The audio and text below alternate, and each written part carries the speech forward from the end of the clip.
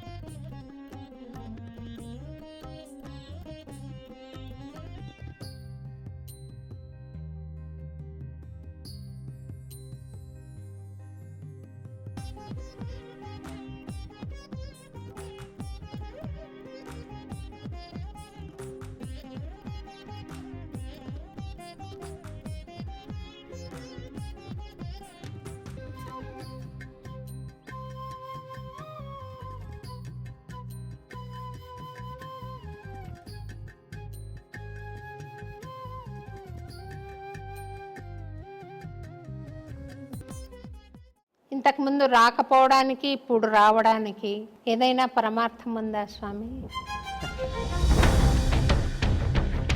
మనందరి యొక్క సుకృతంగా ఈరోజు ఇక్కడ వచ్చానన్నమాట. మీరు 12 ఏళ్ళు తపస్సు చేశారు అని విన్నాను స్వామి.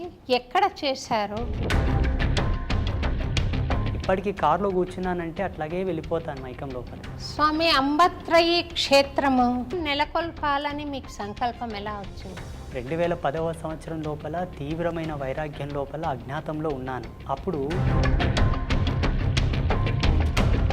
మీకు ఒక మెసేజ్ చేసిన తర్వాత కూడా అమ్మతో కాస్త కళ్ళు మూసుకొని మా యొక్క సంభాషణ జరిగింది. మీరు అక్కడ నీటితో దీపం వెలిగించినట్టు నేను చూశాను స్వామి. అది ఎన్ని సంవత్సరాల క్రితం వెలిగించారు? 2011వ సంవత్సరంలోనే కార్తీక శుద్ధ పౌర్ణమి రోజు జగదంబల యొక్క ప్రతిష్ట అయ్యింది. 2011వ సంవత్సరం నుంచి ఇప్పటి వరకు నిరంతరాయంగా వెలుగుతూనే ఉంది. 13 సంవత్సరాలు. మరణం తర్వాత ఏం జరుగుతుంది అన్నది మీరు ఇదమిత్తంగా చూడగలిగారా స్వామి? సాదృశ్యంగా చూడాలనుకుంటే ప్రతిరోజు లైవ్లో చూస్తారు వాళ్ళు. తమరు చూస్తుంటారు కదా స్వామి. భగవతి ఇచ్చామ్మ. నాకు ఆశీర్వచనం ఇవ్వండి స్వామి. తప్పకుండా. బెజవాడ కనకదుర్గమ్మ రాత్రిపూట రిక్షాలో కూర్చుని నగరమంతా చూస్తుంది. అది ఎంత మాత్రం సత్యం అంటారు? అది వాస్తవమే. చాలామంది మరి ఆ భక్తుడికి మోక్షం ఇచ్చింది, ఆయనను అనుగ్రహించింది అన్నమాట సత్యమే. చిలుకూరు బాలాజీ టెంపుల్కి వెళ్ళడం, అక్కడ రంగరాజన్ స్వామి వారు మిమ్మల్ని భుజం మీద ఎక్కించుకుని గుళ్ళోకి వెళ్ళడం, అందులో ఏదైనా పరమార్థం ఉందంటారా స్వామి? శ్రీమాన్ రంగరాజన్ వారు అది ఒక సవాల్గా తీసుకున్నారు. తిరుప్పాణ ఆల్వారు లాంటి ఒక ఈ నిమ్న వర్గాల్లో అంతటి పరమభక్తుడు ఎవరున్నారు అని బాగా రీసెర్చ్ చేశారు. ఎవరో ఒక భక్తుడు నా గురించి వారికి చెప్పారు. నేను షాక్ అయ్యాను. ఆనాడు తిరుప్పాణ ఆల్వారు పుట్టినటువంటి కమ్యూనిటీ ఏమిటి, ఈనాడు నువ్వు పునరావృతం చేస్తున్నటువంటి కమ్యూనిటీ వాళ్ళు ఎవరు? భౌతికమైన శరీరం లేకుండా ఉంటారా స్వామి? అట్లా ఉన్నారు. లేవు అనడానికి ప్రమాణాలు లేవు, ఉన్నాయి అనడానికి ప్రమాణాలు ఉన్నాయి. మీరు చూసారా స్వామి దయ్యాలను?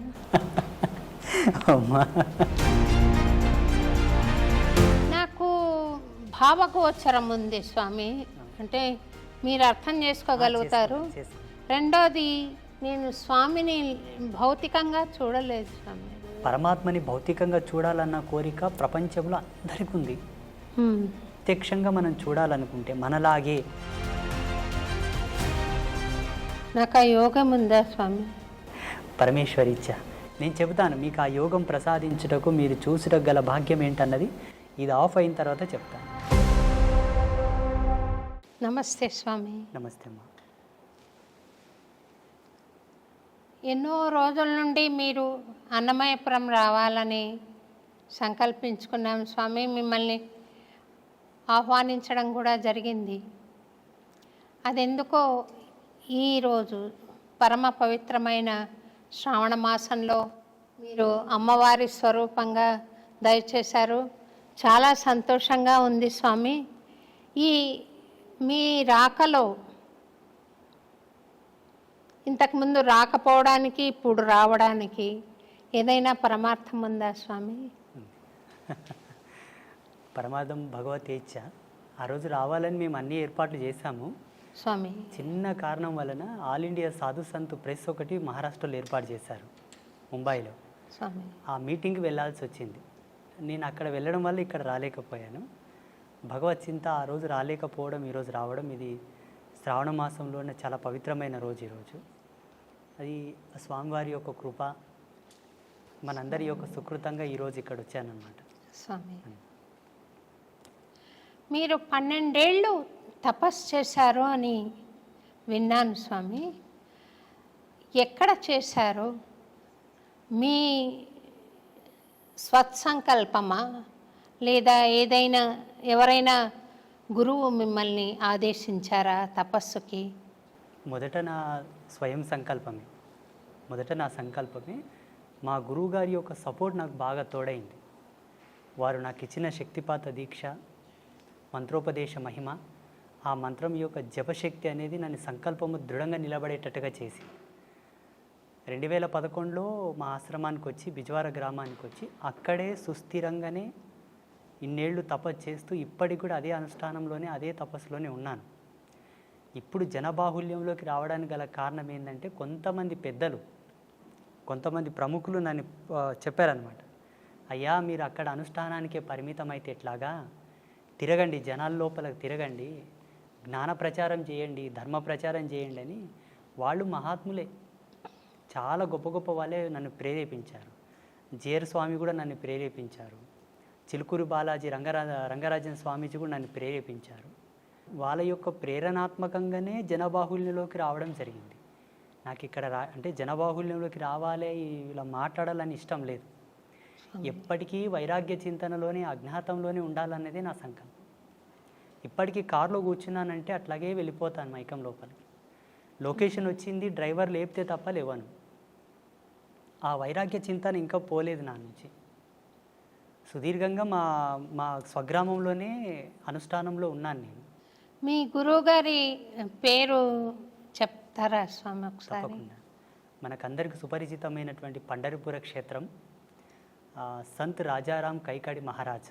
పండరిపురంలోనే ఒక ప్రసిద్ధమైనటువంటి పీఠం వాళ్ళది ఉన్నది. అవును స్వామి. చాలా గొప్ప పరంపర వాళ్ళది. వాళ్ళు అవధూతలు. మా గురువుగారు అవధూత.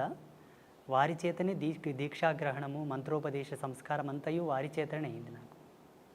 స్వామి, నేను ఈ ప్రశ్న అడగచ్చో లేదు, మీరు అవధూత స్థాయికి చేరుకున్నారు అనుకుంటున్నాను.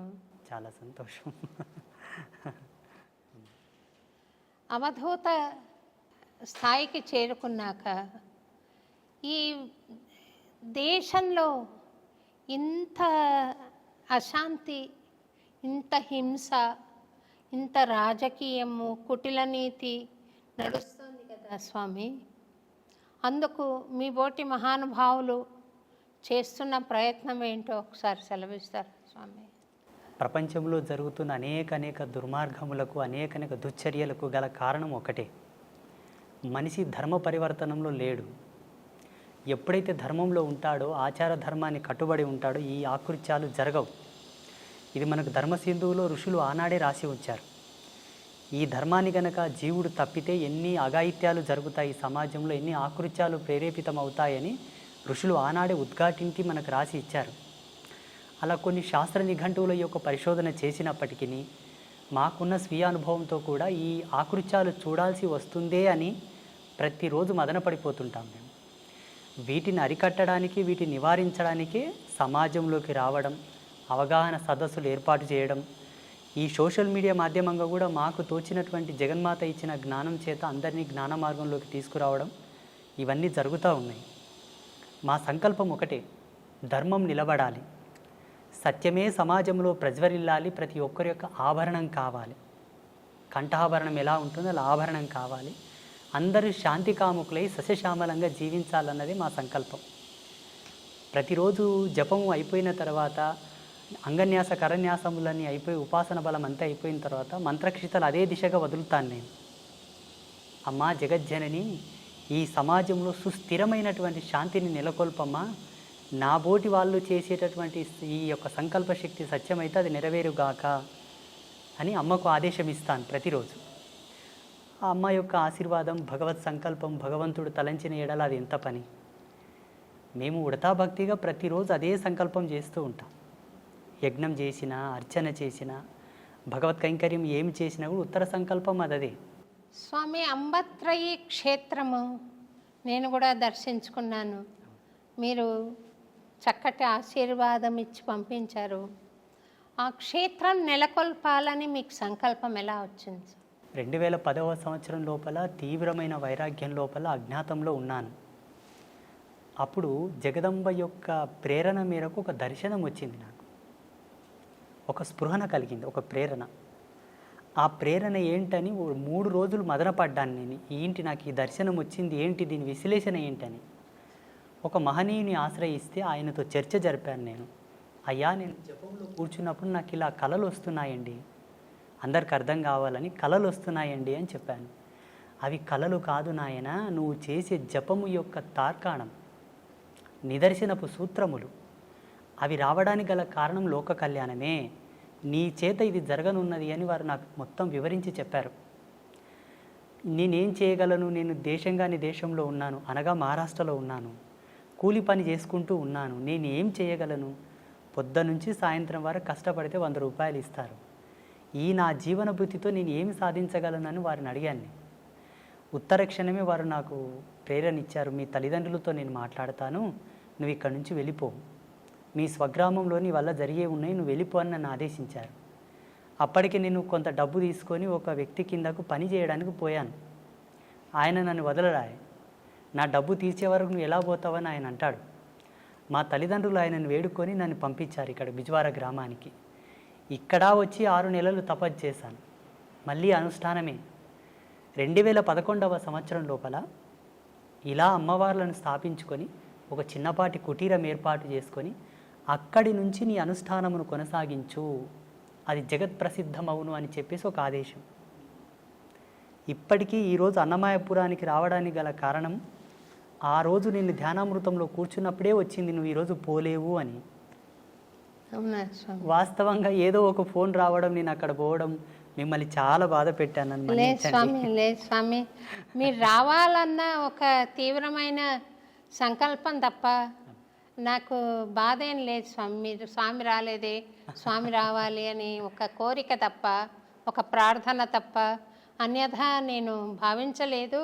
మీ జ్ఞానం నాకు తెలుసు, మీ స్థాయి నాకు అంతో ఇంతో దర్శనం అవుతోంది స్వామి. మీ తపశ్శక్తి తెలుసు కాబట్టి మీ ఆశీర్వచనం కావాలన్న సంకల్పంతోనే మిమ్మల్ని ఆహ్వానించడం జరిగింది. నిన్న రాత్రి మీకు మెసేజ్ చేసిన ఉత్తర క్షణమే నేను అప్పటికే అనుష్ఠానంలో ఉన్నాను. మీకు ఒక మెసేజ్ చేసిన తర్వాత కూడా అమ్మతో కాస్త కళ్ళు మూసుకొని మా యొక్క సంభాషణ జరిగింది. మీరు అక్కడికి వెళ్ళడానికి గల బలమైన కారణం ఒకటి ఉన్నది. భగవంతుడు అన్ని విధాలా ఒకరిని పరిపూర్ణుడు చేయడానికి కొన్ని సంకల్పాలు ఇస్తాడు. ఆ సంకల్పానికి నాందియే మీరు అన్నమయపురం వెళ్ళడం నాన్న, నువ్వు వెళ్ళాలి అని చెప్పారు. అక్కడ స్టార్ట్ అయిన ప్రయాణం ఇక్కడనే ఆగింది. సంతోషం స్వామి. అమ్మవారు మీకు ఇక్కడికి రావడానికి మీకు పర్మిషన్ ఇవ్వడానికి కారణం చెప్పారు స్వామి. పరిపూర్ణత్వం సిద్ధించడానికి మీరు దయచేయాలి అని. మరి అందుకు మీరు రావడం ఒకటేనా, ఇంకేదైనా సెలవిస్తారా స్వామి? తప్పకుండా. నేను రాత్రిలోనే అమ్మతో కొంత కుశల ప్రశ్నలు సలిపానమాట.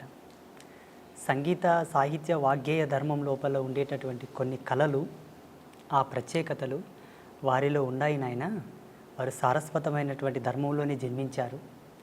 వారి యొక్క అనుగ్రహ ప్రేరణాత్మకమై మీరు వెళుతున్నట్టే. నువ్వు వెళ్ళటం లేదు, నీ వెంబడే ఛాయారూపకంగా నేను వస్తున్నాను. ఆ ఆదర్శ దంపతులను పావనం గల చేసి నా మాటగా వాళ్ళకి ఆశీర్వచనం మొసంగి రండి అని చెప్పారు కాబట్టి నేను వచ్చాను ఒక దూతగా. సంతోషం. ఆ ముగ్గురమ్మల యొక్క దూతగా వచ్చాను. సంతోషం. తప్పకుండా మీరిద్దరు దంపతులు అనుగ్రహిస్తారు, భగవత్ కృప పొందినట్లే లెక్క. మీరు అన్నారు స్వామి, మీరు అవధూత తత్వంలో ఉన్నానన్నారు. అది మీ మనస్సు. ఆ తత్వంలో నేనుంటే ఆ జగదంబ మిమ్మల్ని తప్పకుండా పావనం చేస్తుంది స్వామి. ముగ్గురమ్మలు అంటున్నారు కదా స్వామి, లక్ష్మి, పార్వతి, సరస్వతి అమ్మవారు. ముగ్గురు శక్తుల్ని ఏకం చేసి అక్కడ ప్రతిష్ట చేశారు కదా స్వామి. మీరు అక్కడ నీటితో దీపం వెలిగించినట్టు నేను చూశాను స్వామి. అది ఎన్ని సంవత్సరాల క్రితం వెలిగించారు, ఇప్పుడు ఇంకా వెలుగుతోంది. అది ఒకసారి ప్రేక్షకులకు కూడా మీరు తెలియజేస్తే బాగుంటుందేమో. 2011వ సంవత్సరంలోనే కార్తీక శుద్ధ పౌర్ణమి రోజు జగదంబల యొక్క ప్రతిష్ట అయ్యింది. కార్తీక శుద్ధ పౌర్ణమి రోజు జగదంబల ప్రతిష్ట అయిన ఉత్తర క్షణమే జ్యోతి ప్రజ్వలన జరగాలి.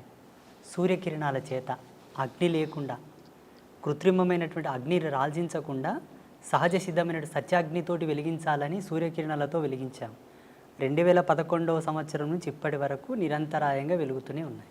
13 సంవత్సరాలు. మనిషి సాధన ద్వారా పరమాత్మతో సత్సంబంధం ఏర్పరచుకోవడం మానవ జీవన పరమావధిగా చెప్తారు కదా స్వామి. మనుష్యాణం సహస్రేషు కశ్చిద్యతతి సిద్ధయే యతతామపి సిద్ధానాం కశ్చిన్మాం వేత్తి తత్వతః. అంటే 1000 మందిలో ఒకడు, కొంతమంది ప్రయత్నిస్తారు, 1000 మంది ప్రయత్నిస్తారు, అందులో ఒక్కడో ఇద్దరో కృతకృత్యులు అవుతారంటారు.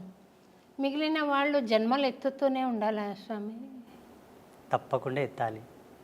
అంటే జన్మ యొక్క పరిపూర్ణమైన లక్ష్యం ఏమిటి అంటే, ఏ తత్వం నుంచి అయితే నువ్వు జాలువారి ఈ భువికి పరిచయం అయ్యావో అదే తత్వం లోపల ఐక్యమైపోవడమే. ఐక్యమైపోవడానికి గల ఉత్తమమైనటువంటి సోపాన మార్గమే ఈ సాధన క్రమము, ఆధ్యాత్మికమైనటువంటి దర్పణం. ఈ ధార్మిక చింతననే దానికి సోపానమైనటువంటి మార్గం. ఇందులో ప్రథమ భూమిక ధార్మిక నిబంధనలలో ఏముంటుందంటే అహింస, శాంతి, నిత్యం పవిత్రత, సర్వమంగళ్యవర్ధమైనటువంటి జీవన విధానం ఇందులో ఉంటుంది. అందుకే ధార్మికతతోనే పరమాత్మను చేరుకోవడం సులభము, క్షేమకరము, అన్నిటికీ సయోగ్యమైనటువంటి మార్గమని మనకు ఉద్ఘాటించి చెప్పారు ఋషి పరంపరలు. అన్యమైన మార్గముల వెంబడ కూడా అవలంబింపవచ్చునేమో, బహుదుర్లభం, బహు కాఠిన్యము. అందుకు గల ప్రామాణికమైనటువంటి సూత్రము లేదు. ధార్మికంగా భగవత్ చింతనతో పరమాత్మతో ఐక్యమవ్వచ్చు, మన ముక్తిని, మోక్షాన్ని పొందవచ్చు అని అనేకులు నిరూపించి చూపించారు మానవాళికి. కొంతమంది మరణం పాలవుతున్నారు, కొంతమంది మృత్యును జయించి మీ బోటి మహానుభావులు బ్రతికుండంగానే పరమాత్మను దర్శిస్తున్నారు. మరణం తర్వాత ఏం జరుగుతుంది అన్నది మీరు ఇదమిత్తంగా చూడగలిగారా స్వామి? అది ఒకసారి సెలవిస్తారా? ప్రపంచంలో ప్రతి ఒక్కరూ మరణాన్ని బహు దుర్లభం, చాలా బాధాకరము, అదొక చెడ్డగా భావిస్తారు. చనిపోవడం అంటే ఒక చెడు, ఒక కీడుగా భావిస్తారు. మా ఉద్దేశం ప్రకారంగా, మేము పొందిన అనుభూతి ప్రకారంగా మరణాన్ని మించిన సుఖము, సంతోషం వేరొకటి లేదనుకుంటాను. శాశ్వతానందం అది పొందగలిగితే, ఆ ఓటి మరణాన్ని పొందగలిగితే, దుర్మరణమునకు, దుర్గతితో మరణించిన మరణానికి శాంతి లేదు. అది యాతన, బహు కాఠిన్యమైనటువంటి యాతన. అది తగదు జీవుడికి. జీవుడికి ఎప్పుడే కానీ ఇచ్ఛామరణ సంసిద్ధి కలిగినా, భగవత్ ప్రేరణతో మరణ సంసిద్ధి కలిగినా అందుకు మించిన శాంతి వేరొకటి లేదు. అలా చనిపోవడానికి కూడా మన ధర్మం లోపల చాలామంది ప్రాకులాడారు. అందరికీ సుపరిచితులైనటువంటి భీష్మ పితామహ, వారికి మరణం వారి ఇచ్ఛా ప్రేరణతోనే కలిగినది. దక్షిణాయనం వీడి ఉత్తరాయణ పుణ్యకాలం ప్రవేశించే వరకు వారు మరణాన్ని స్వీకరించలేదు. మరణంలో కూడా ఒక ఆనందాన్ని వెతికారు వాళ్ళు, మరణంలో కూడా ఒక ప్రాముఖ్యతను వెతికారు వాళ్ళు. అలా చాలామంది మహితాత్ములు, గొప్ప గొప్ప వాళ్ళు మనకు మరణం గురించి ఎన్నో నిదర్శనాలు ఇచ్చారు. ఈనాడు ప్రజాలోకమంతా కూడా మరణం అంటే భయపడతారు. మరణాన్ని గురించి భయపడవలదు, మరణాన్ని గురించి చింతించవలదు. నీవు ఎంత భయపడినా, ఎంత చింతన చేసినా ఈశ్వర ప్రమాణమే జనన మరణములు. ఎలా మరణిస్తున్నావన్న దశని గురించే మనం ప్రాకులాడాలి. అన్ని ధర్మాలకు కట్టుబడి, అన్ని ఆచార ధర్మాలకు నువ్వు కట్టుదిట్టమై ఉండి నడిస్తే తప్పకుండా సహజమైన మరణం, శాంతి మరణం, ఇచ్ఛామరణమే సంభవిస్తుంది. జీవుడు కాళ్ళు చేతులు గట్టి ఉండగా తనదైన విద్వత్తును విజ్ఞానాన్ని కోల్పోయి ధర్మాన్ని విస్మరించి నడిచిన నాడు అకాల మృత్యువులే సంభవిస్తాయి. మరణం శాంతంగా హాయిగా ఆస్వాదించడానికి అలవు కానంత అద్భుతంగా ఉంటుంది. మేము ఆస్వాదించాము దాన్ని. జీవుడు మరణించిన తర్వాత ఏమవుతాడంటే జీవించి ఉండగా తాను చేసినటువంటి ధర్మాన్ని అనుసరించి ధర్మమా అధర్మమా ఆయన జీవన ప్రయాణం అంతయు కూడా భగవత్ సంకల్పానికి దగ్గరగా ఉన్నదా దూరంగా ఉన్నదా ఈ యొక్క బేరీజును పట్టుకొని ఆయన మరణించిన తర్వాత యాతనా శరీరంతో ఉండాలా లేకపోతే సుఖశాంతులతో ఉండే శరీరంతో ఉండాలని డిసైడ్ అవుతుంది. భగవంతుని నమ్ముకొని భగవంతుని యొక్క సేవ చేసుకొని భగవత్ తత్పరతతో జీవించిన వాళ్ళు ఎవరు కూడా యాతన అనుభవించలేదు. భావి తరాలలో అనుభవించబోరు, ఇక ముందు ఎవరు కూడా అనుభవించలేదు. ఎవరైతే భగవంతుని దూషిస్తున్నారో హరిభక్తులను శివభక్తులను దైవీ తత్పర సంపన్నులను దూషిస్తున్నారో వారికి తప్పకుండా మరణానంతరం బహు దుర్లభమైనటువంటి యాతన ఉంటుంది. ఈరోజు ఏదో కొంచెం చదువుకోగానే అంత తెలివి రాగానే దేవుడు లేడు, ఇవన్నీ మూఢనమ్మకాలు చాదస్వం, వీటిని నమ్మకూడదు, వీటి వల్ల టైంపాస్ అంటున్నారు చూసారా, వారందరికీ కూడా మరణం తర్వాత అది వర్ణించశక్యం కానటువంటి సందర్భం అన్నమాట. మనిషి శరీరం భౌతికంగా మనం చూస్తున్నాం కదా, అందులో మళ్ళీ ఒక సూక్ష్మ శరీరం ఉంటుంది, ఒక కారణ శరీరం ఉంటుంది, ఒక మహాకారణ శరీరం ఉంటుంది అని చెప్తారు కదా. ఆ నాలుగింటిని విడివిడిగా చూడడానికి సాధ్యపడుతుందా స్వామి? అది యోగ సంధాన కర్తృత్వంతోనే సాధ్యమవుతుంది. ఆధ్యాత్మికమైనటువంటి పూజలు వ్రతాలు నోములు జపతపాదులన్నీ కొన్ని ప్రామాణికమైన సూత్రావళి పైన నడుస్తాయి. జీవుడికి కొన్ని అనుభవాలు తెచ్చిపెడతాయి. మీరు అనుకున్నటువంటి అనుభవాన్ని తార్కికంగా సాదృశ్యంగా చూడాలనుకుంటే యోగ మూలాలను అవలంబించాల్సి ఉంటుంది. ఇప్పుడు హిమాలయస్లో చాలామంది యోగులు ఉన్నారు. వాళ్ళు మీరు చెప్పినటువంటి ఈ అవస్థలు ఏవైతే ఉన్నాయో ప్రతిరోజు లైవ్లో చూస్తారు. వాళ్ళు సూక్ష్మ భౌతిక ఆది భౌతిక ఆది దైవిక ఈ 4 అవస్థలను వాళ్ళు సశరీరంగా లైవ్లో ఎప్పటికప్పుడు వాళ్ళు సవరించుకొని చూస్తూ ఉంటారు. వాటికి యోగ మూలాలు అవసరం, కొంత కఠినాత్మకమైనటువంటి తపశ్చర్య కూడా అవసరం వాటి కోసం. ఆ రుచి అనుభవం ఆ ప్రేరణ ఉన్నవాళ్ళు చూశారు. తమరు చూస్తుంటారు కదా స్వామి. భగవతి ఇచ్చామ్మ. నాకు ఆశీర్వచనం ఇవ్వండి స్వామి. తప్పకుండా. ఒక రకమైన అనుభూతి కలుగుతోంది, కానీ ప్రామాణికంగా నేను దాని గురించి ఇతరులకు చెప్పలేను. నాకు స్వానుభవైక వేద్యంగా ఉంది. అదేంటో అర్థం కాని తనంలో నేను అనుభవిస్తున్నాను స్వామి. అంటే ఒక బస్సు వెళ్తుంటే ఏ ఊరికి వెళ్తుందో తెలియకుండా ఎక్కి కూర్చుంటే ఆ ఊరు చేరుంటారు వాళ్ళు, కానీ అదేం ఊరు, ఎట్లా వెళ్ళాలి, మధ్యలో వచ్చే దారులేంటి, ఇవేం తెలియదు స్వామి.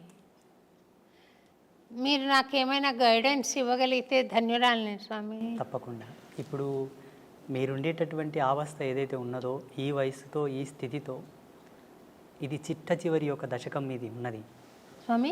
ఇప్పుడు ఉండేటటువంటి ఈ దశకంలో మీరు పొందవలసిన జ్ఞానమే పొందవలసినటువంటి అనుభూతి.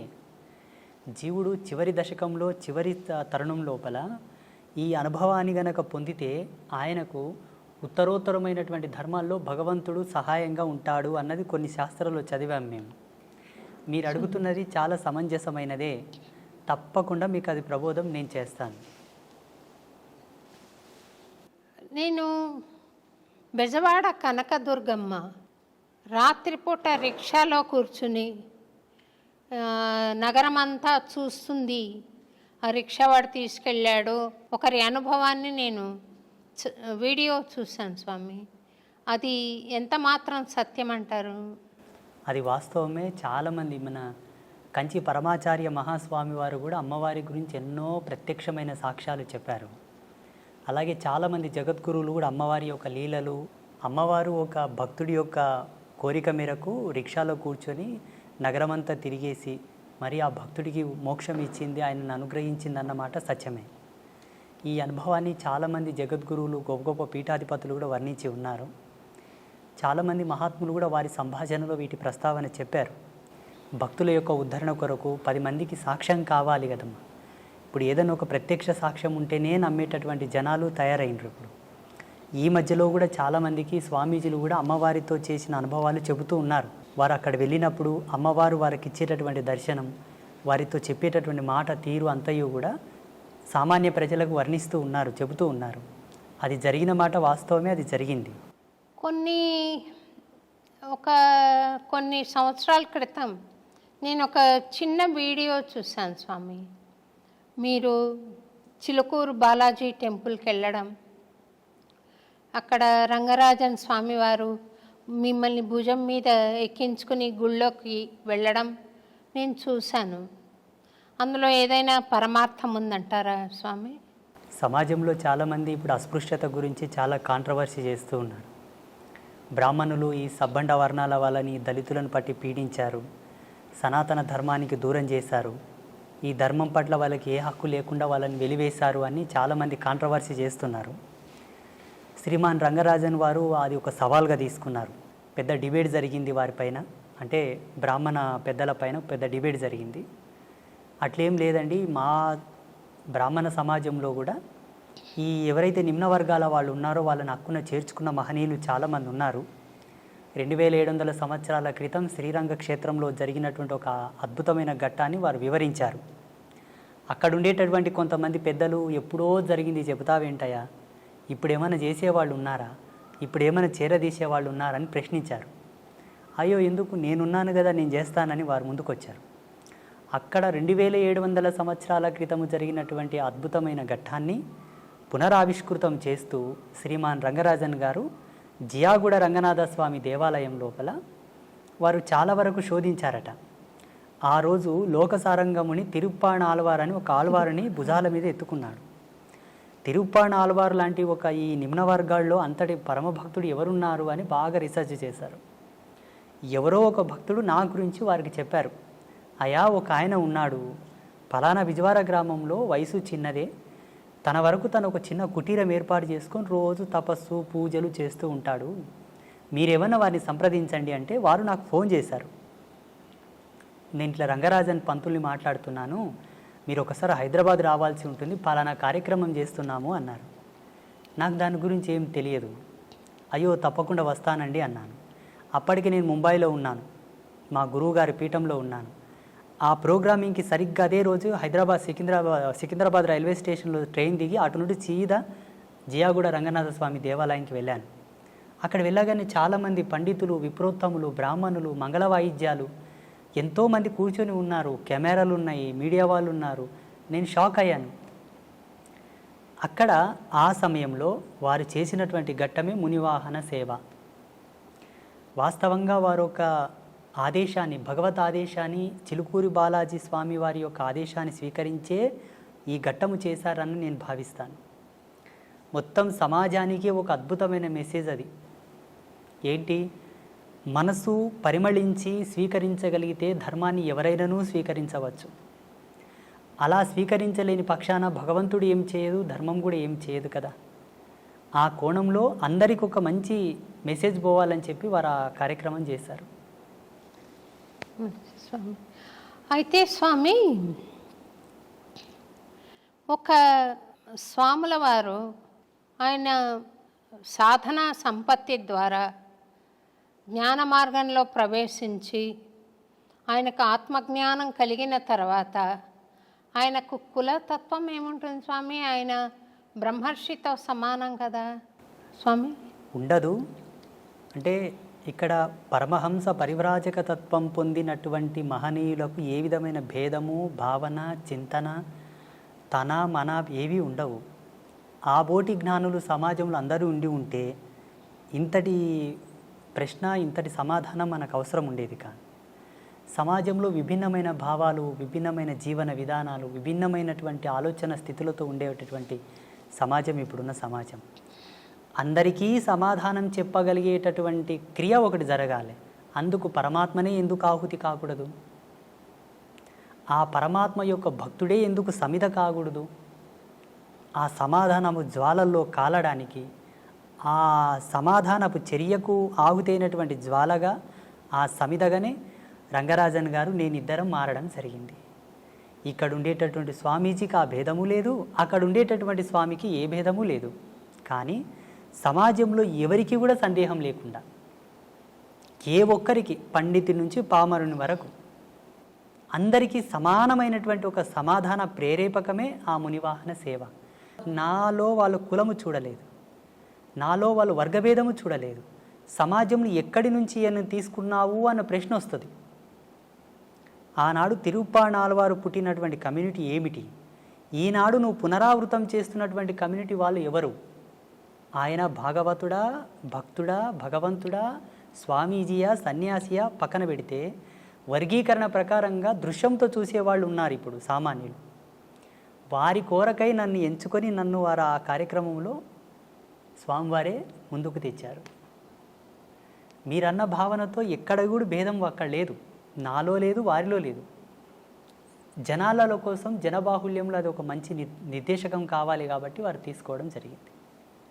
అంటే ఆదిశంకరాచార్యుల వారు మహాజ్ఞాన సంపన్నులైనా కూడా ఈ చిన్న భేదభావం వారిలో ఇంకా ఉందని సాక్షాత్తు ఆదిశంకరాచార్యుల వారే ఒక చండాలుడి వేషంలో వచ్చి అడ్డొస్తే తొలగమన్నారని.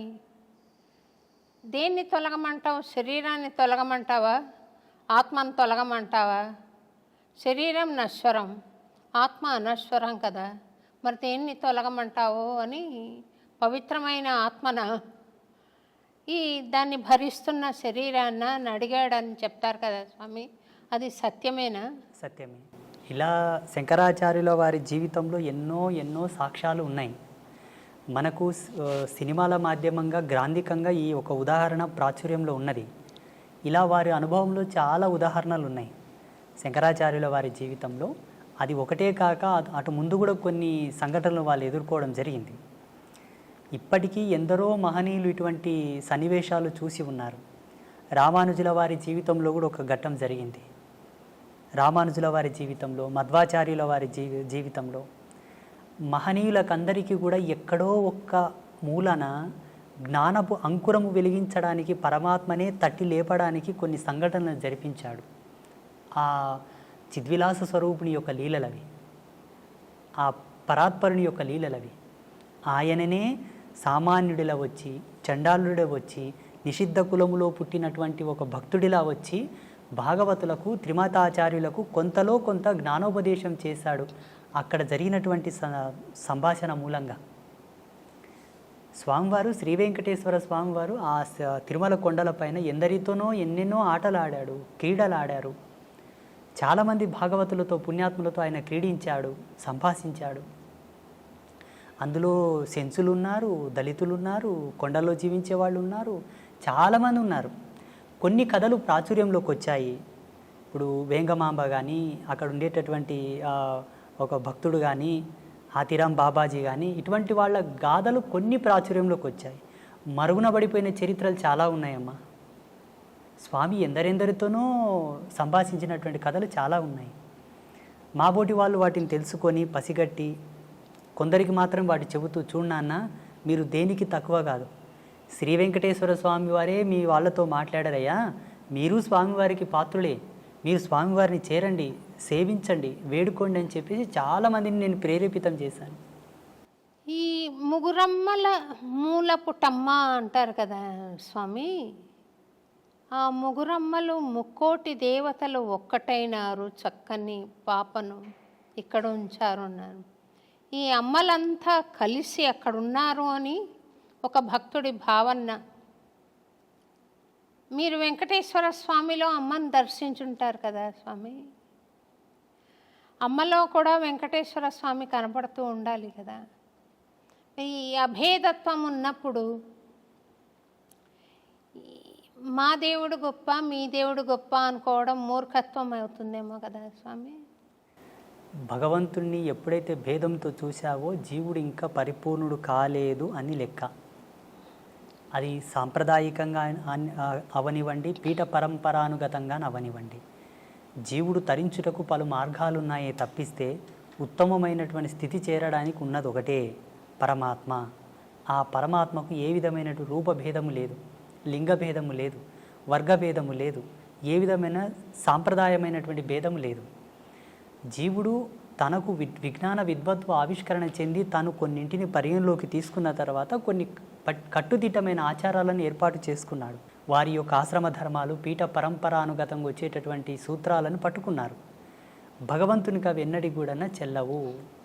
నేను స్వామివారిలో అమ్మని చూస్తాను, అమ్మలో స్వామివారిని చూస్తాను, స్వామివారిలో శివతత్వం చూస్తాను, శివతత్వంలో స్వామితత్వం చూస్తాను, భక్తుడిలో భగవంతుని చూస్తాను, భగవంతునిలో భక్తిని చూస్తాను, ఉపాధి యోగ ధర్మాన్ని అనుసరించి. అట్టి జ్ఞానాన్ని పొందిన వాళ్ళు ఎవరు కూడా ఎరుక దృష్టితో చూసే వాళ్ళు ఎవరు కూడా భేదం చూపరు. నేను శ్రీ వెంకటేశ్వర క్షేత్రానికి ఎప్పుడు వెళ్ళినా అక్కడ పరమాత్మను దర్శించేటప్పుడు నా అంతరాత్మలో జగదంబనే ఉంటుంది, సాదృశ్యంగా స్వామి ఉంటాడు. నేను మా పిల్లలకు, మా శిష్యులకు అందరికీ ప్రబోధం చేశాను. ఆ జగజ్జనని జగన్మాత ఆ లలితా పరమేశ్వరే నాకు గోచరించింది నాయన అని చెప్తూ ఉంటాను నేను. ఒక్క త్రుటి కాలమునందు మరి యథాతథంగా స్వామివారే గోచరిస్తారు. అది నా గురి, నా యొక్క తాపసికమైన గురి ప్రతిరూపకంగా అక్కడ అమ్మను దర్శిస్తాను నేను. సంతోషం స్వామి. స్వామి, కొంతమంది మహాభక్తులై ఉండి కూడా సాధన ఎంతో జరిగినా కూడా వారు కొన్ని దశల్లో కొన్ని విపత్తులను అనుభవిస్తూ ఉంటారు. అది వాళ్ళు ఇది వద్దనుకున్నా కూడా అది పోయే స్థితి ఉండదు. ఒక పని చేయాలనుకున్నా చేసే స్థితి ఉండదు. అదేమన్నా చేతబడా స్వామి? ఇక్కడ మనము భగవంతుడు వారిని విశేషంగా అనుగ్రహించబడ్డప్పుడు ఇటువంటి తుచ్చమైనటువంటి ప్రయోగములు వాళ్ళ మీద జరగవు. ఉదాహరణకు ఈ దేశానికి ఒక హోమ్ మినిస్టర్ ఉంటాడు. దేశానికి home minister, central home minister. ఆ సెంట్రల్ హోమ్ మినిస్టర్కి పోలీసు బందోబస్తు కొదువ ఉంటుందా? మీరు చెప్పండి, ఉంటుందా? ఉండదు. ఉండదు. భగవంతుడంటే అనిర్వచనీయమైనటువంటి శక్తి, దేని కొలతలతో కొలవలేనిది. తాంత్రిక విద్యలు, క్షుద్ర విద్యలకు కొలత ఉన్నది, లిమిట్ ఉన్నది. క్షుద్ర విద్యలు ఒకరి మీద ఆపాదం కావడానికి, ప్రయోగం కావడానికి, వారి మీద ప్రభావం చూపడానికి లిమిట్ ఉన్నది. భగవత్ చైతన్యానికి లిమిట్ లేదు, కొలత లేదు, అపరిమితం, అది అనంతం, అవ్యాజ్యము. అట్టి కృపను పొందిన మన పైన అటువంటి ప్రయోగాలు జరగవు. అయితే కొంతమంది పుణ్యాత్ములు, పుణ్యచరితులు, గొప్ప గొప్ప భక్తులు కూడా కొంత సమయం వరకు కలిమాయలో పడవలసి వచ్చి కొన్ని తప్పులు చేశారు, కొన్నింటికి ప్రలోభపడ్డారు, స్త్రీ వ్యామోహితులయ్యారు, డబ్బుకు వ్యామోహితులయ్యారు, రాజకీయంగా వాళ్ళు కలిసి కొందరి చేత అవమానాలు పడ్డారు. చాలామంది గొప్ప గొప్ప పీఠాధిపతులు అనుకోండి, స్వామీజీలు అనుకోండి. వీటికి వారి యొక్క స్వయం జన్మకర్మ సంభవము. ఎవరు? ఆ స్వామీజీ యొక్క జన్మకర్మ సంభవం. యోగ తత్పర సంపన్నులో ఏముంటుందమ్మంటే ఆశ్రమ ధర్మాన్ని స్వీకరించినప్పుడే తన జన్మను తాను పరిశుద్ధి గావించుకొని ఆశ్రమ ధర్మంలో అడుగుపెట్టాలి. సోకాల్డ్ స్వామీజీలు సెల్ఫ్గా క్రియేట్ చేసుకొని వచ్చే వాళ్ళందరూ కూడా అనుభవిస్తారు, తప్పదు. వాళ్ళు పాత్రను శుద్ధి చేసుకోకుండానే పక్వానికి ఉపక్రమిస్తారు. పాత్ర శుద్ధి ఎరగక ముందే పక్వం ఆరంభిస్తారు కాబట్టి తత్ఫలితం వాళ్ళు అనుభవిస్తున్నారు. కానీ వాస్తవంగా ఆధ్యాత్మిక సూత్రావళి ప్రకారంగా ఏ ఆశ్రమ ధర్మంలో నువ్వు కాలు పెడుతున్నావో అడుగిడకన ముందే నీ జన్మ సుకృతం ఏమిటి, నీ జన్మకర్మ సంభవం ఏమిటి, ఎందుకై నీవు జన్మించితివి, అదంతా విశ్లేషణ చేసుకొని ఉత్తర జన్మలో ఉండేటటువంటి పాపములు నీ ఎందు ఏవైనా ఉన్నా వాటిని ప్రక్షాళన చేసుకొని శుద్ధుడవైన తర్వాతే భగవంతుని ఆశ్రయించవలే. అలా చేసుకొని వాళ్ళకి అది ఆపాదమై వేధిస్తూ ఉంటాయి. ఆ కర్మ, ఆ పాపం యొక్క ప్రేరేపకమే వాళ్ళని తప్పు చేయడానికి ప్రేరేపిస్తూ ఉంటాయి. చాలామంది గొప్ప గొప్ప వాళ్ళ జీవితాల్లో ఇది నిరూపణ అయింది. ఆ ప్రభావం వాళ్ళ మీద ఉండిపోతుంది. భౌతికమైన శరీరం లేకుండా మరి అది సూక్ష్మ శరీరం అనాలా, ప్రేతాత్మ అనాలా, దయ్యాలని మామూలు మాటల్లో అంటారు, దేవతలు కూడా కావచ్చు. ఉంటారా స్వామి అట్లా? ఉన్నారు. దైవం ప్రత్యక్షమైనటువంటి దర్శనం. ఈ భూతాలు, ప్రేతాలు, దయ్యాలు ప్రత్యక్షంగా మనకు కనబడవు.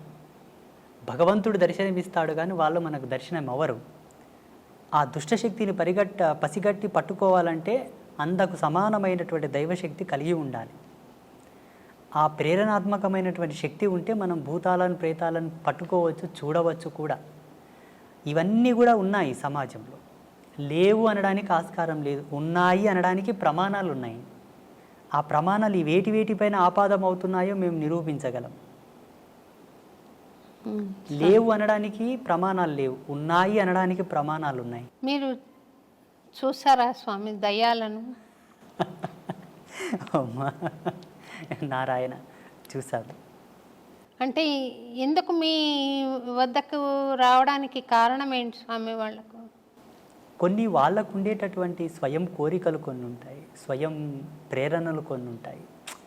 ఎంతకు విమోచనం కలగక వచ్చి ప్రాధేయపడ్డటువంటి సందర్భాలు చాలా ఉన్నాయి మాట.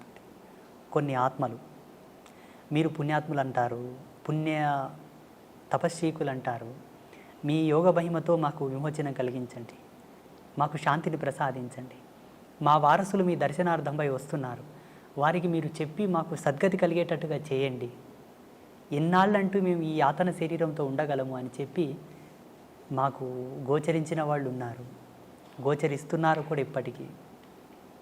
మీకు అంటే కాంతి రూపంలో కనపడతారా, లేకుంటే భౌతిక శరీరం కూడా కనపడుతుందా స్వామి వాళ్ళది? పంచభూతాల్లో ఆత్మగా మారిన వారికి ఒకే భూత ప్రభావం ఉంటుంది, వాయు ప్రేరేపకం మాత్రమే ఉంటుంది. వాయు ప్రేరేపకంగానే ఉంటారు. సశరీరంగా సజీవంగా లైవ్లో ఉండడానికి పంచభూతముల యొక్క సమ్మిశ్రితంగా మనం ప్రత్యక్ష వీక్షణం చేస్తాం అందరం. ఆత్మని చూడాలంటే 4 భూతములు విడిపోతాయి. అగ్నితత్వం, భువితత్వం, జలతత్వం, ఆకాశతత్వం విడిపోతాయి. వాయుతత్వం మాత్రమే ఆత్మగా నిలబడిపోతుంది. మనం ఏ ఆత్మను దర్శించాలన్నా వాయు ప్రేరేపకంగానే చూడవలే, సంభాషించవలే. ఇక్కడ మీరు దయ్యాలు, భూతాలు, ప్రేతాలు మీకు కనబడతాయా గురూజీ అని అడిగారు కదా. పంచభూతాల మీద అంతో కొరతో కాస్తో కొరతో జ్ఞానం ఉండి పట్టు ఉన్న వాళ్ళకే వాటిని పట్టుకోవడానికి ఒక విఘ్నత ఉంటుంది, లేకపోతే ఉండదు. అంటే వాటి అనుభూతి కలుగుతుందా, లేకపోతే చర్మచక్షులతో చూడగలుగుతామా? చర్మచక్షులతో చూడొచ్చు, అనుభవైకంగా తీసుకునే వాళ్ళు కొంతమంది ఉంటారు. లైవ్లో చర్మచక్షులతో వాళ్ళని చూస్తూ ఒక షాడో, ఒక నీడలాగా, ఒక వాయు యొక్క కేంద్రకంగా ఒక ఆకారంలాగా మనం చూసి మాట్లాడడం కూడా జరుగుతుంది. చూసిన వాళ్ళు చాలామంది ఉన్నారు. వాళ్ళని దర్శించినప్పుడు మీకు కలిగిన అనుభూతి ఏంటి స్వామి? నాకు చిదానంద స్థితిని, అనంతతత్వాన్ని చూసినప్పుడు వాటిని చూస్తే ఏమనుభూతి కలుగుతుందమ్మా? జాలి వేస్తుంది అంతే. జాలి ఎందుకు స్వామి అంటే, వాళ్ళు చెప్పేటటువంటి మాటలు, వాళ్ళు పడుతున్నటువంటి బాధ, ఇంత ఆస్తి గడిచి ఇచ్చాను, నాకు తగిన శాంతి చేయట్లేదు నా వాళ్ళు అని అంటారు. నాకు ఇంకయూ సద్గతి కలగలేదు, నా వారసత్వం అనే వ్యామోహం లోపల ఇంత కష్టపడి నేను అన్నీ చేసి ఇచ్చాను, నా మరణానంతరము నాకు సరి అయిన పూజలు చేయక, నాకు సద్గతిని కల్పించక ఇంకయూ నన్ను బాధ పెడుతున్నారు స్వామి అని వేడుకున్నప్పుడు ఎవరికైనా జాలి కలుగుతుంది కదా. నా వారసత్వం చల్లగా ఉండాలని ఎన్నో ఆకృత్యాలు చేస్తూ, ఎన్నో తప్పులు చేసి, ఎంతో కష్టపడి అవతలి వాళ్ళ మనోభావాలు దెబ్బతీసి కూడా సంపాదించిన తర్వాత కూడా చివరికి ఆ జీవుడు వెళ్ళిపోయిన తర్వాత వీళ్ళు ఏమి సద్గతిని ప్రేరేపింపక బాధపడతాను నేను. వాళ్ళని చూసి ఏం అనుభూతి పొందను. మీరు వాళ్లకు సద్గతి కలిగించారా స్వామి, లేకుంటే ఇంకా ఉన్నారా మీతోటి? అంబాత్రయ క్షేత్రంలో లెక్క పెట్టలేదు కానీ అమ్మా, ఇప్పటికి శ్రీపీఠంలో గోమాతకు చాలా ఉత్తమమైనటువంటి తంతులతోటి మేము పితృదేవతలకు శాంతి చేస్తాం. మీరు ఇదొక్కటి పట్టుకోవాలి. ఇక్కడ ఉండేటటువంటి భారతదేశంలో ఏ క్షేత్రంలో కూడా అట్లా గోమాతకు పూజా కైంకర్యములు జరగవు. అది జగదంబ యొక్క ప్రేరణని అమ్మ నాకు ఇచ్చిన దర్శనమే. చూడు నాయన, నీ చెంతకు వచ్చి వారికి ఈ విధంగా గోమాతకు కైంకర్యములు జరిపి వారి పితృదేవతల శాంతిని కోరితే ఉత్తర క్షణమే శాంతిస్తారు. వాళ్ళ సంసారంలో ఎన్నో మార్పులు వస్తాయి, వాళ్ళు సుఖ సంతోషాలతో జీవిస్తారు అని. అలా మన పీఠంలో ప్రతి మంగళవారం, శుక్రవారం, పౌర్ణమి, అమావాస్యకు చాలామంది చేస్తూ ఉంటారు. వాళ్ళకి సద్గతి కలుగుతుంది స్వామి. మీరు దయ్యాలకే సద్గతి కలిగించినప్పుడు నేనేదో భక్తిగా ఉన్నాను కదా స్వామి, నాకు ఆశీర్వచనం ఇవ్వండి, ప్రసాదించండి. తప్పకుండా. అంటే మీకు ప్రత్యేకంగా నేను ఇవ్వవలసిందైతే ఏమీ లేదు. ఒక్కటి ఇవ్వగలను, ఒకటి మాత్రం ఇవ్వగలను. చెప్పండి. ఆ పరమేశ్వర యొక్క ఆశీర్వాదంతో, భగవంతుని కృపతోటి ఆల్రెడీ మీరు ఈశ్వర ప్రీతిని పొంది ఉన్నారు, భగవత్ కృపను పొంది ఉన్నారు, మీరు ఉత్తమమైనటువంటి ధర్మంలోనే ఉన్నారు. ఇందులో ఏ సందేహం లేదు. అంటే ఇంతకుముందే మనం కాఫీ తాగాం చిన్నగా. కాఫీ తాగిన తర్వాత కూడా దాని రుచిని కోరుతున్నట్టు ఉన్నది మీరు. మీరు కోరకనే కోరి ఉన్నారు. కోరినను దాన్ని కోరనట్లుగానే భావించి మీరు కోరినటువంటి దాన్ని ప్రసాదించడానికి నేను అనుగ్రహిస్తాను. ఈ కెమెరా ముందొద్దు, అందరు పట్టుకుంటారు మళ్ళీ దాన్ని.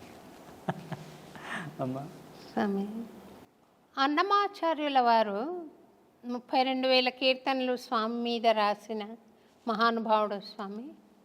ఆయనకు 16వ ఏట స్వామి దర్శనమైంది. అప్పుడు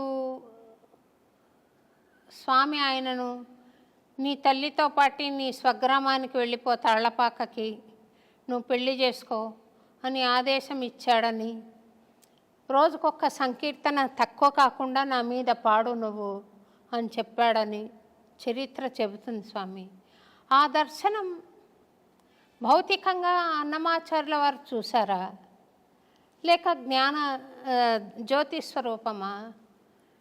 ఎటువంటిది స్వామి? నేను సీరియల్ ఒకటి 6 ఎపిసోడ్లు తీశాను స్వామి. సాక్షాత్తు వెంకటేశ్వర స్వామి వచ్చినట్టుగానే చూపించాలి ఇంకా ప్రేక్షకులకి. కానీ ఎటువంటి స్వరూపం అది? ఇట్లా నడుచుకుని వచ్చి ఇలాగే నిలబడ్డా, లేకుంటే కాంతి నిలబడిందా? ఈయన చూసి ఆనంద పరవశం అయ్యాడు కదా, ఏమిటి ఆ తత్వం అని అనుకుంటున్నాను స్వామి. భగవత్ అంశతో పుట్టిన వాళ్ళు, కారణజన్ములు ప్రత్యక్షంగా మనం ఎలా ఉన్నామో అలాగనే భగవంతుడు దర్శిస్తారు. అది కారణజన్ములకు మాత్రమే సాధ్యం, మిగతా ఎవరికి సాధ్యం కాదు. మిగతా వాళ్ళని మనం చూసుకున్నట్లయితే పరిగణలోకి మీరు అన్నట్టుగానే జ్ఞానరూపకంగా వాళ్ళని చూడవచ్చు, భావరూపకంగా తన్మయత్వం చెంది చూడవచ్చు. ఒక ప్రకాశముగా, ఒక జ్యోతి వలె, ఒక కాంతి వలె కూడా చూసి ఆయననే పరమాత్మని వాళ్ళు అభిప్రాయపడవచ్చు. మీరన్నటువంటి అన్నమాచార్యులు ఎవరైతే ఉన్నారో, త్యాగరాజస్వామి, అన్నమాచార్యులు, కాళిదాసు లాంటి వాళ్ళందరూ భగవంతుని చక్షువులతో చూశారు, మాంసనేత్రంలో ముద్దతోనే చూశారు. ఇందులో సందేహం పడడానికి ఏం లేదు, మనకు అనుమానం పడడానికి కూడా ఏమీ లేదు. ఒకవేళ మన అనుభవానికి అది రాకపోవడం వల్ల అనుమానిస్తున్నామేమో. నాకు భావగోచరం ఉంది స్వామి, అంటే మీరు అర్థం చేసుకోగలుగుతారు. రెండోది, భగవాన్ మానుష రూపేణ అని ఎవరైనా వచ్చి ఇంతవరకు ఎప్పుడు మాట్లాడని మాట మాట్లాడడం, చేయని చేష్ట చేయడం నేను చూశాను, అనుభవించాను. ఇది మనిషి చేస్తున్నది కాదు, భగవంతుడు చేస్తున్నది అన్న సంకల్పం ఉంది. అయితే నేను ఆ మహాభక్తులందరూ చూసినట్టుగా స్వామి ఫ్లెష్ అండ్ బ్లడ్లో వచ్చి నిలబడిన దర్శనం నాకు అవ్వలేదు స్వామి. పాట పాడుకుంటున్నప్పుడు ఒక లౌకిక ఆనందం, ఒక లౌకిక అనుభూతి కలుగుతుంది. ఇంత శరీరం ఉండి కూడా ఈ స్పృహ ఉండదు. అంతవరకు నాకుంది, కానీ నేను స్వామిని భౌతికంగా చూడలేదు స్వామి. పరమాత్మని భౌతికంగా చూడాలన్న కోరిక ప్రపంచంలో అందరికీ ఉంది, జిజ్ఞాసులకు అందరికీ ఉన్నది ఈ కోరిక. నేను యావన్ ప్రజాలోకానికి మీకును ఒక సందేశం ఏమి ఇవ్వదలుచుకున్నానంటే, భగవంతుని ఇలా ప్రత్యక్షంగా మనం చూడాలనుకుంటే మనలాగే అందుకు సరిసమానమైనటువంటి ప్రమాణము మనలో ఉండగలగాలేమో నా అభిమతం ఇది. ఎలా? సంస్కారవంతమైన సంస్కరణతో కూడుకున్నటువంటి జన్మ అయి ఉండవలే, లేదా ఆయన ప్రేరణతో పుట్టినటువంటి కారణ శరీర జన్మనైనా ఉండి ఉండవలే. ఇవి రెండిట్లో ఏ ఒక్కటి ఉన్నా ఆయనతో మనం కుశల ప్రశ్నలు వేయవచ్చు, సంభాషించవచ్చు, మాట్లాడవచ్చు. అందుకు సరిసమానమైనటువంటి ధర్మం మనం ఉండగలగాలి, పాత్రత ఉండగలగాలి. అయితే ఇది చాలామంది ప్రేక్షకులు కానివ్వండి, మీరు కానివ్వండి, ఏమనుకుంటారంటే ఆ సందర్భం ఎప్పుడు, ఎలా వస్తుంది, ఎన్నవ ఏట వస్తుంది, ఎన్ని సంవత్సరాల తర్వాత వస్తుంది, ఏవి చేస్తే వస్తుంది అని అంటుంటారు. నేను నమ్మిన ధర్మం ప్రకారంగా, జగదంబ నాకు ఇచ్చిన జ్ఞానం ప్రకారంగా, ఎన్నో విద్యలతో, మంత్రతంత్రాలతో, యోగమూలాలతో, ఎన్నింటితో వేదాధ్యయన సంధానముతోటి కనుక మనం చేరలేము. ఒకదానితో చేరవచ్చు. మంచి సత్ప్రవర్తన, సత్యశీలత, ధర్మము, మంచి భక్తి, నిష్కల్మషమైనటువంటి భక్తి ఉంటే చాలు. అది అన్నమాచార్యుల వారి యొక్క మనసులో ఉన్నది కాబట్టి భగవంతుడు వచ్చి మాట్లాడాడు. ఏ విధముగానంటే దగదగ మెరిసే కనకమును పక్కన పెట్టిన అయస్కాంతం ఇనుమును మాత్రమే పట్టుకుంటుంది, కనకమును పట్టుకోదు. ఎందుకు పట్టుకోదు? బంగారు స్వభావం. బంగారు దేదీప్యమానంగా వెలుగుతూ ఉన్న ఏ ప్రకాశం లేని ఇనుమును మాత్రమే అయస్కాంతం పట్టుకుంటుంది, కనకమును పట్టుకోదు. ఎందుకు పట్టుకోదు? మన రాజసము, మన దర్పణము, మన మేడలు, మన బంగ్లా, మన కార్లు, మన బ్యాక్గ్రౌండ్ అంతా కూడా అక్కడ అయస్కాంతం కనకమును పట్టుకున్నట్లనే మనల్ని భగవంతుడు పట్టుకోడు. కాంతి లేకున్నను గుణధర్మాన్ని బట్టి అయస్కాంతం ఇనుమును పట్టుకున్నట్లనే భక్తుడి యొక్క చిత్తశుద్ధిని, స్వామి భక్తిని, సత్యనీరతిని, ఆయన సత్యశీలతను పట్టుకొని భగవంతుడు దిగివచ్చి వాళ్ళతో మాట్లాడతాడు, కౌగిలించుకుంటాడు. పండరిపుర క్షేత్రంలో సతీ సక్కుబాయి, తుకారం, నామ్దేవ్, ఏక్నాథ్ వీళ్ళందరూ కూడా భగవంతునితో కూర్చొని మాట్లాడారు. ఆయనకు గోరుముద్దలు తినిపించారు పాండురంగానికి. అక్కడ సజీవ సాక్ష్యాలు ఉన్నాయి పండరిపుర క్షేత్రంలో ఇప్పటికీ. నాకు ఆ యోగం ఉందా స్వామి? పరమేశ్వరి ఇచ్చా. ఈ కెమెరాల ముందు ఆ వెళ్ళమని చెప్పకూడదు. నేను చెబుతాను మీకు ఆ యోగం ప్రసాదించుటకు మీరు చూసుటకు గల భాగ్యం ఏంటన్నది ఇది ఆఫ్ అయిన తర్వాత చెప్తాను. నాకు ఇంతవరకు అయితే ఆ స్వామి నా తండ్రి కొడుకుగా భావించుకుంటాను స్వామి. మనకు గీతాచార్యుడు ఒక ప్రమాణం ఇచ్చాడు. అర్జున, చూడగలిగిన వారు ఎవరైనాను నన్ను చూడవచ్చు, చూడగల మనసుంటే చాలు, చూడగలగాలని ఒక ఆశ ఉంటే చాలు, అలా చూడవచ్చు అని. అప్పుడు ధృతరాష్ట్ర మహారాజు ఒక మాట అన్నాడు, ప్రభు నాకు చూసుటకు యోగ్యత లేదు, నేను అందుడను, నాకు చూపించండి తండ్రి అంటే తన శక్తిని ధృతరాష్ట్రునికి ఇచ్చి పరమాత్మ దర్శనం చేయించాడా లేదా? మీరు కోరుతున్నది ఒక ధర్మమే. ఇచ్చు యోగ్యులు ఎవరున్నానో మీకు ఆ ప్రసాదం ఇవ్వగలరు, ఆ దర్శనం చేయించగలరు. మీ అనుభవంలో అది చూసి ప్రజాలోకానికి మీరు మెసేజ్ ఇవ్వండి. ఫలానా శ్రీ శ్రీ శ్రీ ఆదిత్య పరాశ్రీ స్వామి నా జీవితంలో నేను కోరగా భగవంతుని నాకు దర్శనం గావించాడు అని మీరు సెలవియ్యండి. తప్పకుండా చెప్తాను స్వామి. ఇన్ని కెమెరా సాక్షిగానే ఇన్ని మంచి మంచి విషయాలు తెలుపుతున్నారు కదా స్వామి, తెలియజేస్తున్నారు.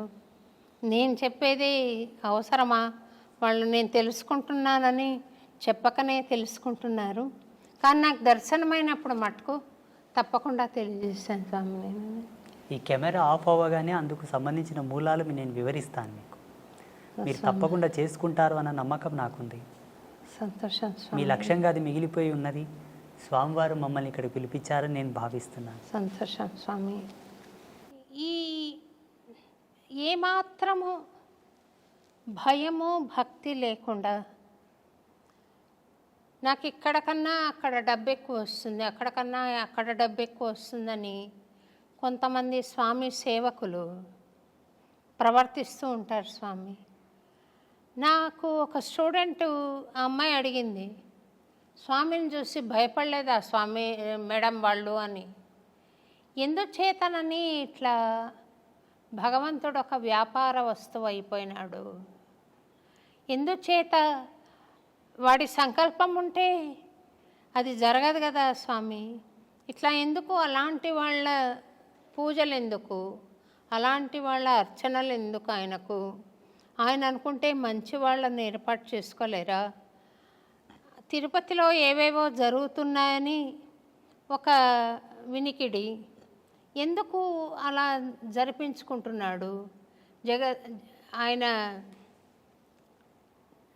జగజ్జనకుడు, యావత్ ప్రపంచానికి చక్రవర్తి, విశ్వానికి చక్రవర్తి. ఆయన అనుకుంటే చేయలేనిదేముంది స్వామి? ఎందుకు ఈ జగన్నాటకము ఆడుతున్నాడు? దీనికి ఏమైనా పరమార్థం ఉందా?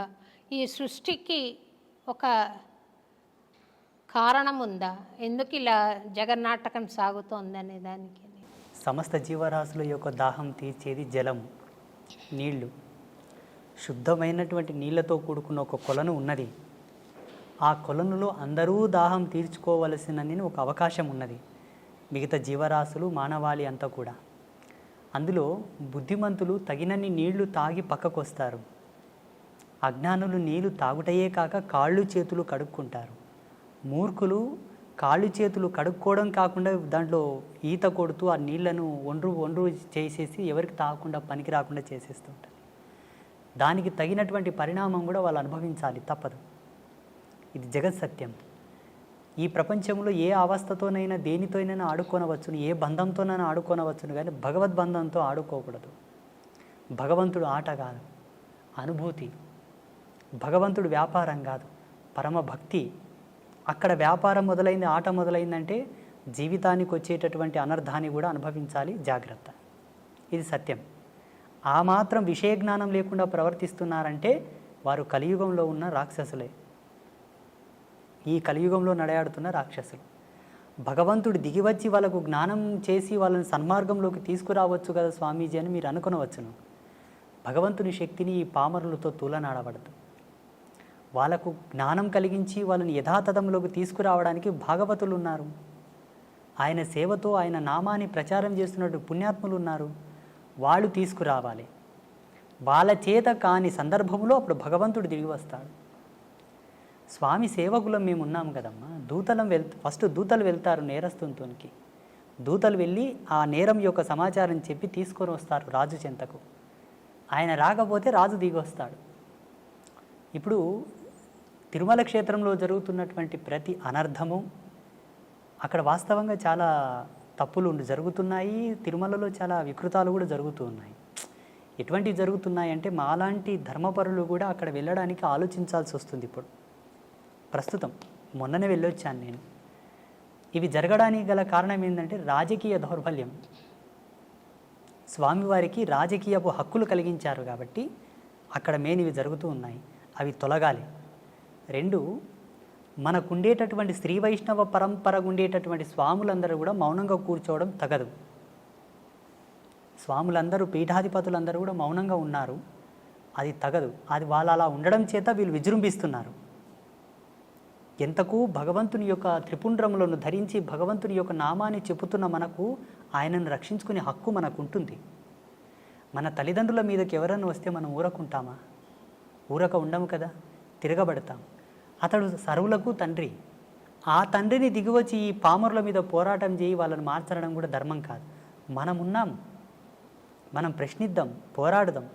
ఆ బాధ్యతగా ఆ దిశగా కొన్ని సంఘాలతో నేను మాట్లాడి, హిందూ ధార్మిక సంఘాలతో నేను మాట్లాడి, అయ్యా తిరుమలలో ఇవి జరుగుతూ ఉన్నాయి, కొంత మీరు మాట్లాడండి, మీ ఫౌండేషన్ ద్వారా మాట్లాడండి, మీ యొక్క సంఘం ద్వారా మీరు మాట్లాడండి. ఈనాడు మాట్లాడిన మాట ఒక మహావృక్షం అవుతుంది భావితరాలలో అని చెప్పేసి మొన్న రీసెంట్గా చాలామంది నేనే పురమాయించడం జరిగింది. అవునా స్వామి? ఇప్పటికీ నేను అక్కడ తిరుమల వెళ్ళినప్పుడు స్వామివారిని చూసిన వెంబడి అక్కడ ఏమి పొరపాట్లు జరుగుతున్నాయో పట్టుకుంటాను నేను. భక్తులకు కానీ, పుష్కరిణిలో కానీ, స్వామివారి సేవలో కానీ ఆచార్య సమూహం చేసేటటువంటి తప్పులు కూడా పట్టుకుంటాను నేను. జగదంబ ఆ జ్ఞానం ఇచ్చింది కాబట్టి స్వామివారు ఆ బాధ్యత మాలాంటి వారి యొక్క మదిలోకి తీసుకొస్తాడు. దైవం మానుష రూపేణ అని మీరే అన్నారు కదమ్మా. సమబుద్ధితో పోరాటం భగవంతుడు చేయవలే. ఇక్కడ ఉండేటటువంటి మానవుని శక్తి భగవంతుని శక్తి సమమా? కాదు. ఆయన పోరాడవలసింది, కాపాడవలసింది చాలా ఉంది. అనేక కోటానుకోట్ల బ్రహ్మాండాలను అధిపతిగా పరిపాలించు స్వామిని, ఈ భూమిలో మనమెంత, మన మీద ఆయన పోరాటానికి రావడం ఏమిటి? తిరుమల తిరుపతి దేవస్థానం వారు మీ బోటి ఆధ్యాత్మికవేత్తల సూచనలు గ్రహించి అక్కడ పవిత్రతను నెలకొల్పితే బాగుంటుందని నేను కూడా భావిస్తున్నాను స్వామి. తప్పకుండా మనకు ఆగమశాస్త్రం ప్రకారంగా అక్కడ మేను వైఖానస సాంప్రదాయం ప్రకారంగా స్వామివారికి పూజలు జరుగుతూ ఉన్నాయి స్వామి. అయినప్పటికీ ఆ పరంపరను అలాగే కొనసాగిద్దాము. కానీ మారుతున్న కాలాన్ని బట్టి ప్రజలకు ఏం అవసరమో మేము తిరుగుతున్నాం, మాకు తెలుసు. జనబాహుల్యంలో తిరుగుతున్నాము, ప్రజలకు ఏ విధమైన కన్వీనియంట్ ఉండాలో మాకు తెలుసు. కాబట్టి ధర్మాచార్య సదస్సు ఒకటి ఏర్పాటు చేసి ధార్మికుల యొక్క భావాలు తెలుసుకొని అక్కడ భక్తులకు, అక్కడ స్వామివారికి సంబంధించిన కొన్ని అన్నీ సలిపితే లోక ప్రసిద్ధమైన తిరుమల క్షేత్రానికి ఏ విధమైనటువంటి భంగపాటు కలగదు. ఇప్పటికీ స్వామివారి యొక్క కీర్తి, స్వామివారి యొక్క గొప్పతనము, స్వామివారి యొక్క క్షేత్రం మహిమ ఎన్నటికీ తగ్గదు. భువి ఆకాశములు ఉన్నంత వరకు, యుగధర్మం ఉన్నంత వరకు స్వామి రారాజే. చాలామంది తిరుమలలో వైభవం తగ్గుతుంది, తిరుమల క్షేత్రం మూతపడుతుంది, తిరుమలకు జనాలు వెళ్ళరు అని కొంతమంది స్వామీజీలు మీడియా ముందు చెప్తున్నారు. అది తప్పు. ఈ భూమి ఆకాశము పంచభూతాలు ప్రేరేపకమయ్యేంత వరకు స్వామివారు ఈ చక్రవర్తి కలియుగానికి. కాకపోతే అక్కడ ఉండేటటువంటి ఆచార్య మండలి ఒక పొరపాట్లు, అధికారికుల పొరపాట్లు ఉన్నాయి కొన్ని. వాటిని సవరించాలి. స్వామి, నాకొక అలవాటో యావానాలో తెలియదు, కానీ నేను చిన్నతనంలో, అంటే మరీ చిన్నదాన్ని కూడా కాదు, 25 ఆ ఏళ్ళప్పుడు గుడికి వెళ్ళి నమస్కారం చేస్తూ పూజారి దృష్టి కొంచెం మరల్చగానే గర్భగుడిలోకి వెళ్ళిపోయి పాదాలు పట్టుకొని నమస్కారం చేసి వచ్చేదాన్ని.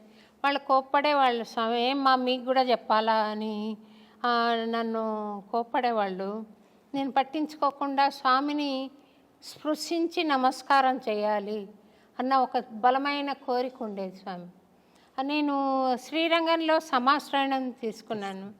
అదైన తర్వాత తిరువళ్ళరై అనే ఒక ప్లేస్ ఉంది కదా స్వామి, ఇప్పుడు ఏదో మళ్ళీ జనసమ్మర్దం అంతా ఉందంట, కానీ నేను మా ఆయన సమాశ్రయణం చేసుకొని మా గురువు గారు అక్కడికి వెళ్ళి ఒకసారి దర్శనం చేసుకొని రండి అంటే వెళ్ళాం.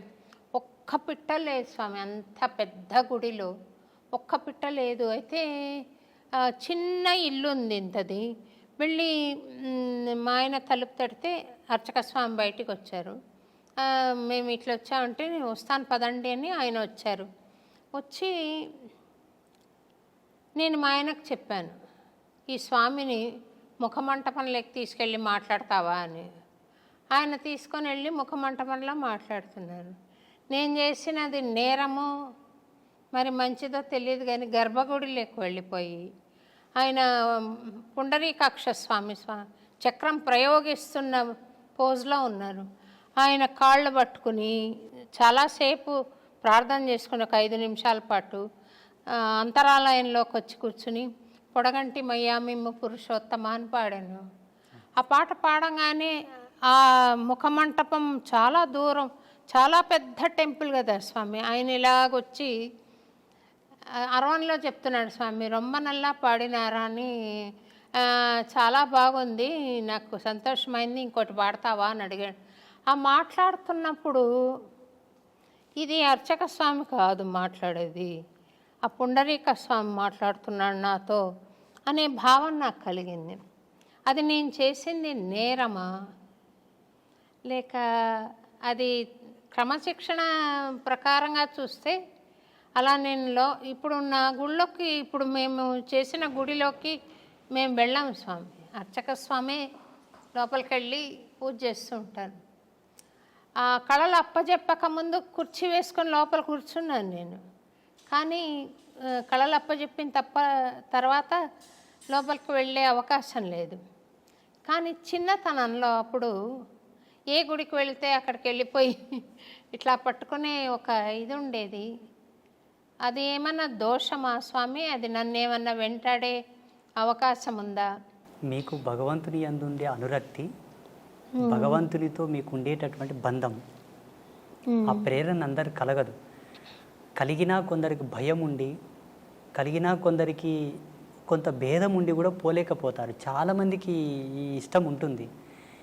ఏవీ లేకుండా మీరు వెళ్ళి పట్టుకున్నారు చూసారా, అది మీకే తగింది, మీ యొక్క గొప్పతనం. అది దోషంగా పరిగణించవలదు, దాన్ని దోషంగా చూడవలదు. అది పుణ్యం, సుకృతం, మీ అదృష్టం. మా అమ్మ అన్నది స్వామి, మీరు ఎట్లా అంత స్వామి దగ్గరికి అట్లా గర్భగుళ్ళకి, మా అమ్మ అన్నది నన్ను. శ్రీవారి చరణములను స్పృశించారా? ఈయనను తిరుపతిని నేను ముట్టుకోలేకపోయినాను స్వామి, ఎందుకంటే అక్కడ గడప దాకా వెళ్ళాను. అది మహాభాగ్యమే, చాలా సుకృతం, అది అదృష్టం. అది గడప దాకా వెళ్ళి స్వామిని పాడుకున్న సందర్భం ఉంది. ఆ బంగారు వాకిల్లో కూర్చుని స్వామిని చూస్తూ పాడిన చాలా ఏళ్ల క్రితం. ఇప్పుడు ఆ అవకాశం అక్కడ తీసేశారు. తర్వాత గర్భగుడి లోపలికి వెళ్ళలేదు, కానీ అంచులలో నిలబడి స్వామిని దర్శించిన అవకాశం మహద్భాగ్యం ఉంది స్వామి. మీరు ఒక్క మాటలో చెప్పాలంటే విశేషించి మీరు కారణ జన్ములే స్వామి. ఎందుకంటే స్వామివారి యొక్క నామాంకితం చేతనే మీకు బహువిధమైన ప్రజ్ఞాపాఠవాలు సిద్ధించాయి. సమాజంలో మీకు గుర్తింపు ఉన్నది కూడా స్వామివారి యొక్క నామాంకితం చేతనే. అన్నమాచార్యుల వారి యొక్క సంకీర్తనలను ఇప్పటికీ డాక్టర్ శోభారాజు గారే ఒక అంబాసిడర్గా ఉన్నారు అంటే ఆ క్రెడిట్ మీకే దక్కింది కదా స్వామి. సంతోషం. ఇప్పుడు ఎవరిని గొప్ప గొప్ప వాళ్ళని ఎవరిని అడిగినా సోషల్ మీడియా మాధ్యమంగా కూడా మిమ్మల్ని చూడాలనుకున్నప్పుడు స్వామివారి సంకీర్తనతోనే చూడాల్సి వస్తుంది. అది మీ అదృష్టం అమ్మా, మీ సుకృతం. సంతోషం స్వామి.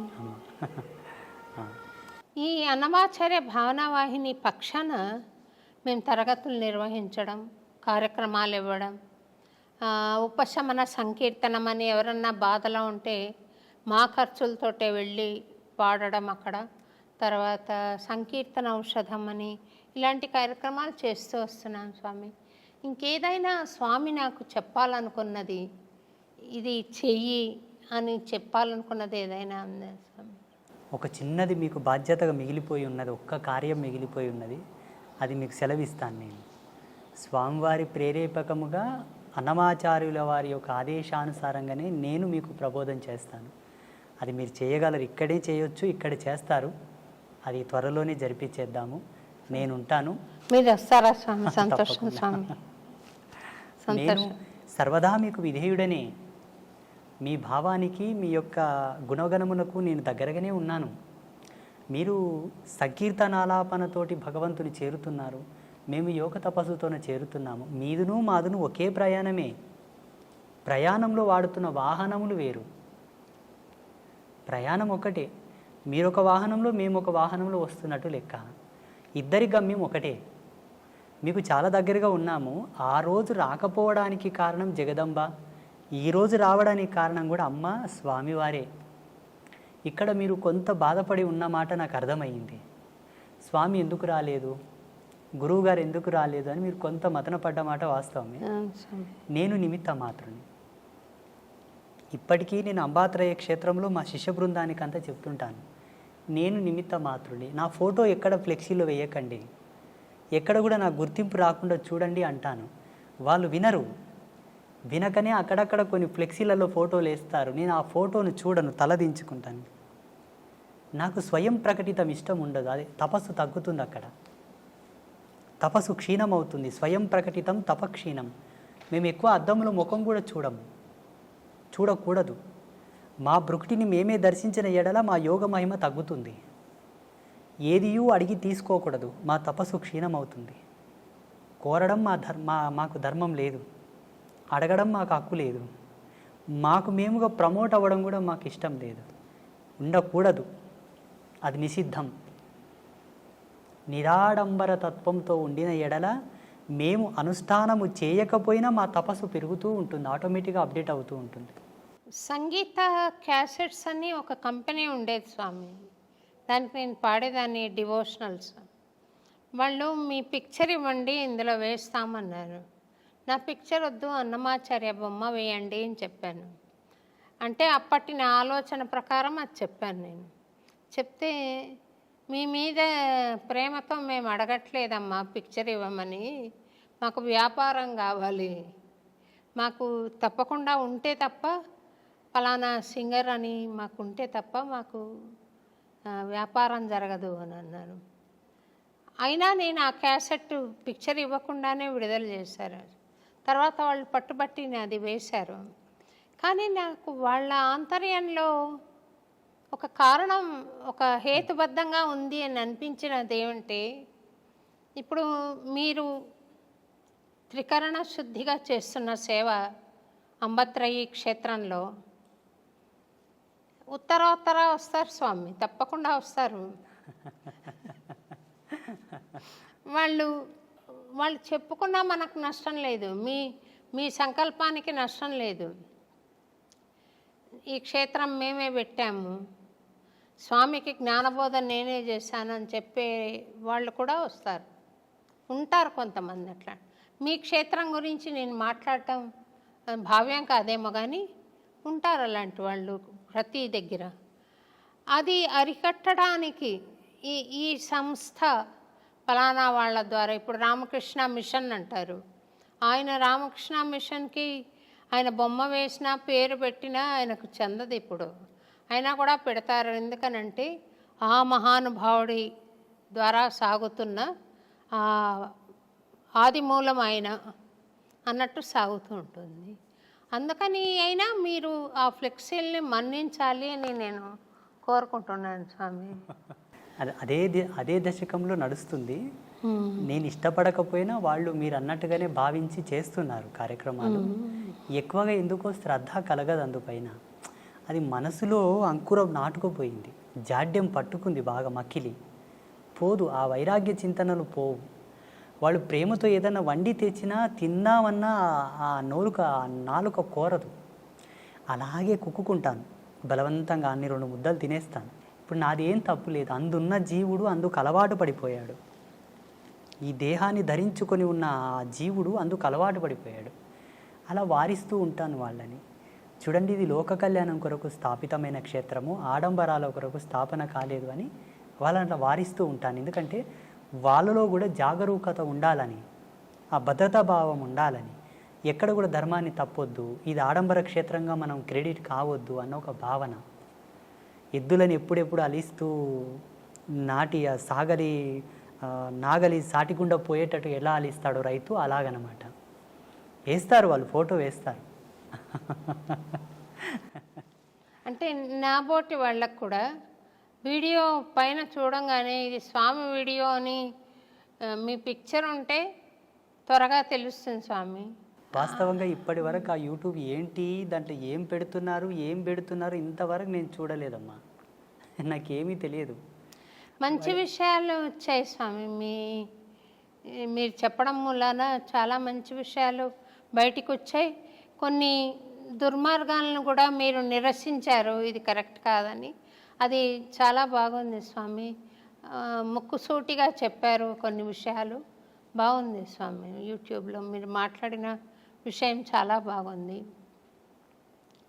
ఇప్పుడు ఆలయంలో పూజలు చేసే వాళ్లకు ఈ అర్హతలు ఉండాలి, ఈ భక్తి కంపల్సరీగా ఉన్నవాళ్లే చెయ్యాలి, ఈ నియమనిష్టలు ఉన్నవాళ్లే చెయ్యాలి అని ఉందా స్వామి? లేదా ఏదైనా ఒక వర్గం చేయొచ్చా?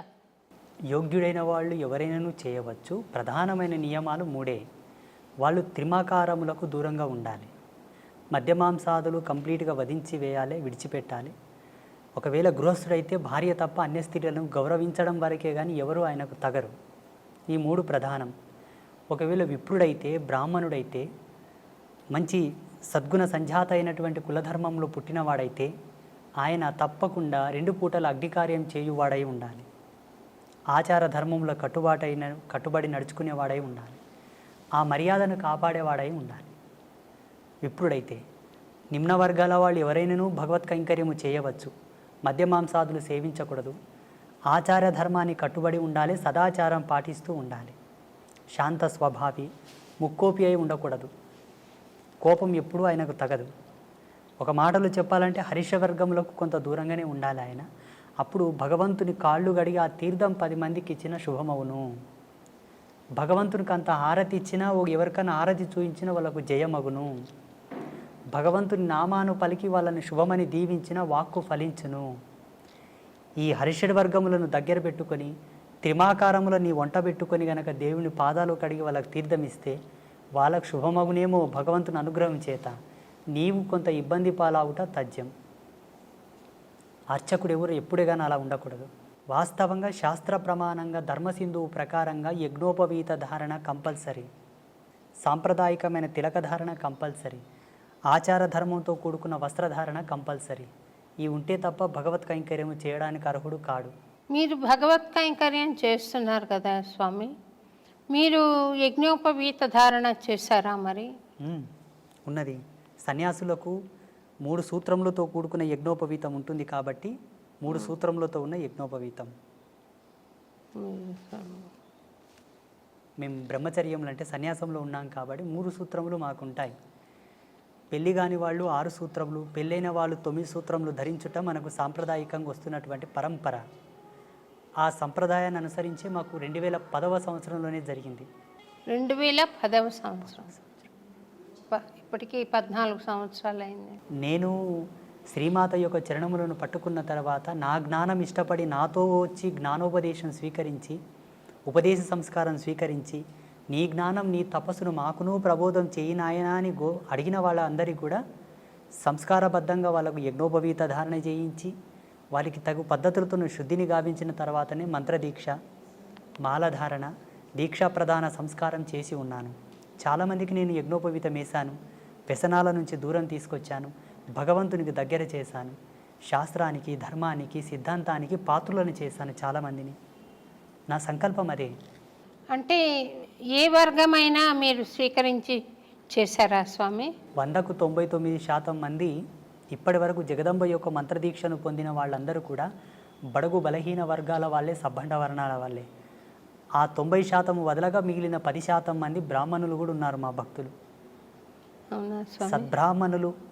సద్బ్రాహ్మణులు విశిష్ట పరంపరానుగతంగా ఉండేవాళ్ళు కూడా వచ్చి, అయ్యా మీరు చెబుతున్న మాట ఈశ్వర ప్రమాణంగా ఉన్నది, మాకు పూర్వపు గురువులు ఉన్నప్పటికీ మీ చేత ఏదో పొందదలిచాము, ఏదని అనుగ్రహించండి అన్నారు. ఇచ్చాను. ఏదో 2 బీజమంత్రాలు, 2 శ్లోకములు, ఒక పారాయణము, ఏదో మీరు ఇప్పించండి, ఒక 41 రోజు చేసుకున్న మా జన్మ పావనమగును అని అడిగిన వాళ్ళు ఉన్నారు. అమ్మగా నేను ఇచ్చాను, వాగ్దేవతగా ఇచ్చాను, నేనుగా ఇవ్వలే. ఆ వాణి సరస్వతి యొక్క ప్రతిరూపకంగా నేను వాళ్ళకు మంత్రదీక్షలు ఇచ్చాను. ధనము కోరిన వారికి లక్ష్మీ రూపకంగా అనుగ్రహించాను. శక్తి సంపత్తి, రాజకీయ శక్తి కోరిన వారికి కాళీ రూపంలో అనుగ్రహించాను. ఎవరు ఏమి కోరదలిస్తే ఆ విధంగా నేను అనుగ్రహించాను. అమ్మగా ఇచ్చాను, నేనుగా ఇవ్వలేదు. అమ్మగా నాకు కూడా ఆశీర్వాదమేమండి స్వామి. మీకు 3 అమ్మల యొక్క కృపను ప్రసాదిస్తాము, దాంట్లో ఏ సందేహము లేదు. త్రిమాతల యొక్క కృపను మీకు ప్రసాదిస్తాము. మీరు ఒక మాట ఇవ్వాలి నాకు. చెప్పండి స్వామి. ఈ వీడియో మాధ్యమంగా ఆ 3 అమ్మలుగానే నేను అడుగుతున్నాను. మీకున్నటువంటి గానామృతము చేత మేము వాగ్గేయకారకులు ఎవరైతే పాటలు పాడేవాళ్లను శాస్త్ర పరిభాషలో ఒక మాట అంటాం, మేము గంధర్వ శిఖామణులు అంటాము. ఆ అంశతో పుడతారు వాళ్ళు. మీరు అదే అంశతో జన్మించారు కాబట్టి ఈశ్వర ప్రీతి పొందుటకు వాళ్ళు తొందరగా ఆ పాత్రత పొందిన వారయ్యే పుడతారు. పాడేవాళ్ళందరూ కూడా అవధానులు, పండితులు, గాయకులు, నాట్యకారులందరూ కూడా భగవత్ కళలతో పుడతారు, సారస్వత కళలతో పుడతారు. కాబట్టి భగవంతునికి దగ్గరగా ఉంటారు వాళ్ళు, చాలా చాలా దగ్గరగా, చాలా దగ్గరగా. మిగతా వారందరూ కొన్ని ఆమడల దూరం ఉంటే వాళ్ళు చాలా దగ్గరగా పుడతారు. అలా టచ్ అయిపోవడమే ఉంటుంది. అలా అయితేనే ఆ అంశతో పుడతారు. ఆ గొంతులో ఆ గానం అనేది ఆలాపన అవుతుంది. అంతటి సారస్వత సామ్రాజ్యంతో జన్మించినప్పటికీ కూడా కొంతమంది ట్రెండులో పడిపోయి, సోకాళ్ళు మాయలో పడి, బొట్టు పెట్టుకోకుండా కాళ్ళకు చెప్పులు వేసుకొని రకరకాలుగా భగవంతుని పాటలు పాడుతున్నారు చూసారా, అది కొంత నిషిద్ధం. నీవు నార్మల్ సాంగ్స్ పాడేటప్పుడు ఎలాగైనా పాడు, భగవంతుని గానము మీరు ఆలాపించేటప్పుడు కొంత సాంప్రదాయికత, ఆ విలువను కాపాడాలంతే. అక్కడ స్వామివారి యొక్క లీలను మనం పాడుతుంటాము, గొప్పతనాన్ని చెబుతుంటాము. కాబట్టి ఎవరైతే ఈ యొక్క గానము యొక్క మర్యాదలను కాపాడుతూ ఆ సారస్వత కళలను ఆలాపిస్తుంటారో వాళ్ళు భగవంతునికి ఐక్యం అవడం తథ్యం. అయిన వాళ్ళు చాలామంది ఉన్నారు. త్యాగరాజ మహాస్వామి, కాళిదాసు, అన్నమాచార్యుల వారు, తుకారం కానీ వీళ్ళందరూ కూడా పాటల చేతనే భగవంతుని పిలిచారు. పాట చేతనే భగవంతుని పిలిపించి గోరుముద్దలు పెట్టించారు. పాటకెంత ప్రతిభ ఉన్నది, ఎంత పవర్ ఉన్నదో చూడండి. మేము ఆధ్యాత్మిక వారసత్వంలో ఒక మాట చెప్పుకుంటాం స్వామీజీలం, మంత్రములు కోటు సంధించినను రాని భగవంతుడు ఒక్క పాట చేత వచ్చునట. పాటకంత మాధుర్యం ఉంది, అంత పారవశ్యం ఉన్నది. మంత్రానికి రూఢీ ఛందస్సు ఉంటుంది. ఆ ఛందస్సును అనుసరించే భగవంతుని ఆకర్షించగలదు. పాటకు రూఢీ ఛందస్సు లేదు, ఎక్స్ప్రెస్ వే. ఆ గానమునకు అలా లయను శృతిని కలిపి పాడగలిగితే ఈశ్వరుని యొక్క హృదయమును ద్రవింపజేసి పరవశింపగలదు, పిలవగలదు. అలా మనసు పెట్టి పాడాలి. అదే ఛందస్సును అనుసరించి అంబాత్రయ క్షేత్రంలో కొలువుదీరినటువంటి 3 అమ్మలకు మీరు ఒక పాటను పాడి మాకు ప్రసాదించాలి. మహాప్రసాదం స్వామి, తప్పకుండా. మేము అంబాత్రయ క్షేత్రంలో పద్మశ్రీ డాక్టర్ శోభారాజు గారు పాడిన పాటను ఒక శిలాఫలకంను రచిస్తాం అక్కడ. ఆ పీఠం మీద ఎవరో చిన్న చిన్న వాళ్ళు భజన సంకీర్తనలు పాడారు, కొన్ని తత్వగీతములు పాడారు, ఇంకా కొన్ని పాటలు పాడారు. కానీ ప్రాముఖ్యతను వహించినటువంటి సంగీత గానామృతము మీ చేత రావాలన్నది మా కోరిక. తప్పకుండా వస్తాను స్వామి, తప్పకుండా చేస్తాను స్వామి. నేను మొన్న వచ్చినప్పుడు కూడా ఒక అమ్మవారికి నివేదన చేశాను ఒకటి. చాలా అద్భుతంగా ఆ రోజు మీరు పాడుతుంటే మేము ఎక్కడనో కనెక్ట్ అయిపోయాము ఆ పాటకు. తప్పకుండా వస్తాను స్వామి. నేను అక్కడ విశేషమైన రోజు ఒకటి చెప్పండి, ఆ రోజు వచ్చి నేను అక్కడ పాడి మీకు అది ఆడియో ఫైల్ కూడా మీకు ఏర్పాటు చేస్తాను స్వామి. నేను తప్పకుండా అమ్మా. చాలా సంతోషమమ్మా ఈరోజు మీరు మమ్మల్ని పిలవడం, ఈ అన్నమయ్య పురానికి నేను రావడం నా అదృష్టంగా కూడా కొంత భావిస్తాను. నేను సంతోషం. ఎంత భగవంతుని సేవ చేసేవాడినన్నా ఒక శరీరంతో ఉన్నాను కాబట్టి దీనికి కొంత ధర్మం ఉంటుంది, దీనికి కొంత ధర్మం ఉంటుంది. ఆ ధర్మాన్ని బట్టి నాకును ఈ అదృష్టంగానే భావిస్తాను. మీరు ఆదర్శ దంపతులుగా మీరు మీ కుటుంబ సభ్యులందరూ కూడా చిరకాల యశస్సుతో వర్ధిల్లండి, సుఖ సంతోషాలతో జీవించండి, భగవత్ కృపను పొందండి. ఒక చిన్న విషయం అడిగి కార్యక్రమం ముగిస్తాను స్వామి. ఇప్పుడు మీరు వర్గవర్ణ భేదాలు లేకుండా స్వామికి సేవ చేసేందుకు వాళ్లకు ఒక అర్హతను ప్రసాదించారు కదా. అట్లా పూర్వకాలంలో గార్గి ఇలాంటి వాళ్ళందరూ, మైత్రేయి ఇలాంటి వాళ్ళందరూ జంధ్యాలు ధరించి వాళ్ళు కూడా వేద పఠనం చేశారని అంటారు కదా స్వామి. స్త్రీలకు ఏమైనా అవకాశం ఉందా స్వామి అట్లా? అమ్మవారికి దశయజ్ఞోపవీత సంస్కారం ఉంది జగన్మాతకు. అమ్మవారికి కొన్ని తంత్రశాస్త్రాల్లో, కొన్ని అమ్మవారికి సంబంధించిన తత్వవిధి శాస్త్రాల్లో దశయజ్ఞోపవీత సంస్కారం జగదంబ చేసినది అని ప్రమాణాలు ఉన్నాయి. నాగయజ్ఞోపవీత ధారిణి అని అమ్మవారిని కీర్తిస్తారు, స్తుతిస్తారు. కుశయజ్ఞోపవీత ధారిణి అంటారు. అమ్మవారికి ఎన్నో రకాల ముండమాల యజ్ఞోపవీత ధారణం ఉన్నది అమ్మవారికి. ఏంటి స్వామి? ముండమాల యజ్ఞోపవీత ధారణ, నాగ యజ్ఞోపవీత ధారణ, సర్పములని యజ్ఞోపవీతంగా ధరించినది అమ్మవారు. అమ్మ అంటే స్త్రీయే కదమ్మా, మాతృమూర్తే కదా. ముండమాల అంటే పుర్రెల మాలలో కూడా యజ్ఞోపవీతంగా అమ్మ ధరించిందని ప్రమాణాలు ఉన్నాయి. స్త్రీలు యజ్ఞోపవీత ధారణ చేయడానికి అర్హులే, దానికి కొన్ని ప్రమాణాలు ఉన్నాయి. ఆమె యోగ్యత, ఆమె యొక్క పాత్రత, ఆమె స్థితిని అనుసరించి ఆమె ధరించుటకు యోగ్యురాలా కాదా? యోగ్యురాలు అయితే తప్పకుండా సంస్కారం చేయించి ఆమెను భగవంతుని కైంకర్యములకు పురమాయించవచ్చు. కొన్ని పద్ధతులు ఉన్నాయి దాంట్లో, కొన్ని పద్ధతులు, కొన్ని ధర్మసూత్రాలను అనుసరించి ధరించవలసి ఉంటుంది. ఉదాహరణకు డాక్టర్ పద్మశ్రీ శోభారాజు గారికి మాత్రమే ఆ బిరుదు దక్కింది. వారి గొప్పతనాన్ని అనుసరించి ఆ బిరుదు దక్కింది. కేంద్ర ప్రభుత్వం ఆ బిరుదును వారికి ప్రదానం చేసింది. చాలామంది పాటలు పాడేవాళ్ళు ఉన్నారు, భగవంతుని కీర్తనలు పాడేవాళ్ళు ఉన్నారు, అందరికీ ఆ ప్రతిష్ట రాలేదు. అందరిలో మిమ్మల్ని గొప్పవారిగా గుర్తించి అది ఇచ్చారు మీకు ప్రదానం. అలాగే యజ్ఞోపవీత సంస్కారం కూడా అర్హత కలిగిన వాళ్లకు చేయవచ్చు, మహిళలు కూడా చేసుకోవచ్చు. మీరు చెప్పినటువంటి గార్గి కానివ్వండి, మైత్రేయి కానివ్వండి, వీళ్ళందరూ కూడా అట్టి ప్రమాణాన్ని అనుసరించే ధరించి వేదాంత సంభాషణ చేశారు. సంతోషం స్వామి. మీరు మహబూబ్ నగర్లో చాలా దూరం నుండి 4 గంటలు ప్రయాణం చేసి పాలు మటుకు తీసుకుని ఇంత దూరం వచ్చారు. మిమ్మల్ని ఉపవాసంలో పెట్టి ఇంతసేపు మాట్లాడించినందుకు క్షమించమని చెప్పి కోరుతూ, ఎన్నో అద్భుతమైన విషయాలు తెలియజేసినందుకు మీకు అన్నమాచార్య భావనావాహిని పక్షాన, అలాగే ఐ డ్రీమ్స్ వాళ్ళ తరఫున మీకు అనేక కృతజ్ఞతలు తెలుపుకుంటూ, మా పట్ల ఎప్పుడూ దయ కలిగి ఉండండి అని, మమ్మల్ని ఆశీర్వదిస్తూనే ఉండండి అని, వీలున్నప్పుడల్లా ఈ ప్రాంతానికి దయచేయండి అని చెప్పి, అంబత్రయి క్షేత్రంలో కూడా సేవ చేసుకునే భాగ్యం కలిగించండి తప్పకుండా అని కోరుతూ నేను సెలవు తీసుకుంటాను. శ్రీమాత్రే నమః. శుభం భవతు. స్వామి, మీరు వరం ఇస్తామన్నారు దయతో. నేను అడగాలనుకున్న కోరిక ఏంటంటే, మీరు దయచేసి ఒక చిన్న పాట ఏదైనా స్వామికి నివేదన చేయండి. మాకు సన్యాస పరంపరలో ఒక నియమం ఉంటుంది, కొన్నిటికి మేము ఇవ్వకూడదు అనమాట. అట్లా బట్టి అది కేవలము మా పీఠంలో ఎవరైతే ఆరాధ్య దేవత ఉంటుందో అక్కడ మాత్రమే అది. అమ్మవారిని భావన చేసి పాడండి స్వామి. సర్వదా ఆమె నా భావనలోనే ఉంటుంది, అట్లేం లేదు. కాకపోతే కొంత నియమం అది అంతే. పాడకూడదని కాదు, పాడరాదని కాదు, కానీ అమ్మ యొక్క ఆదేశం అనుకోండి. అక్కడ కొంచెం దయచేసి ఈ విషయంలో మీరేమో తప్పు అని ఒక చిన్నది అనండి స్వామి. ఇది అంబత్రయ క్షేత్రమే అనుకోండి స్వామి. తప్పకుండా అమ్మనే ఇక్కడ, అంబత్రయ క్షేత్రం. అమ్మనే ఇక్కడ నాకు కనిపించింది. అదే ఆర్తితో అమ్మకు ఒక చిన్న పాట అనండి స్వామి. అదే ఈ దీక్షను మళ్ళీ ఇంకా మీరు విరమించవద్దు, ఒక చిన్న పల్లవి ఒకటేనండి. ఆ ఆర్తిని నా పాటగా మీరు ఒకసారి మీరే చెప్పండి ప్రేక్షకులకు. మీరు ఒక చిన్న మాట మీరు చెప్పండి.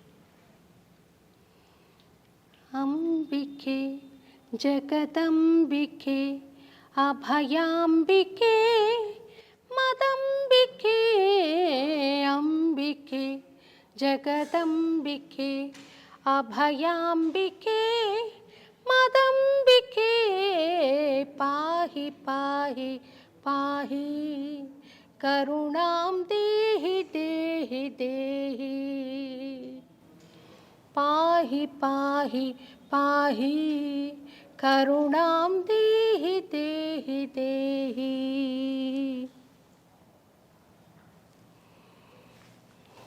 మా గాత్రమే మీరు తీసుకున్నట్టుగా, మీ గాత్రమే భగవంతుడు ఇచ్చినట్టుగా ఇది భావన.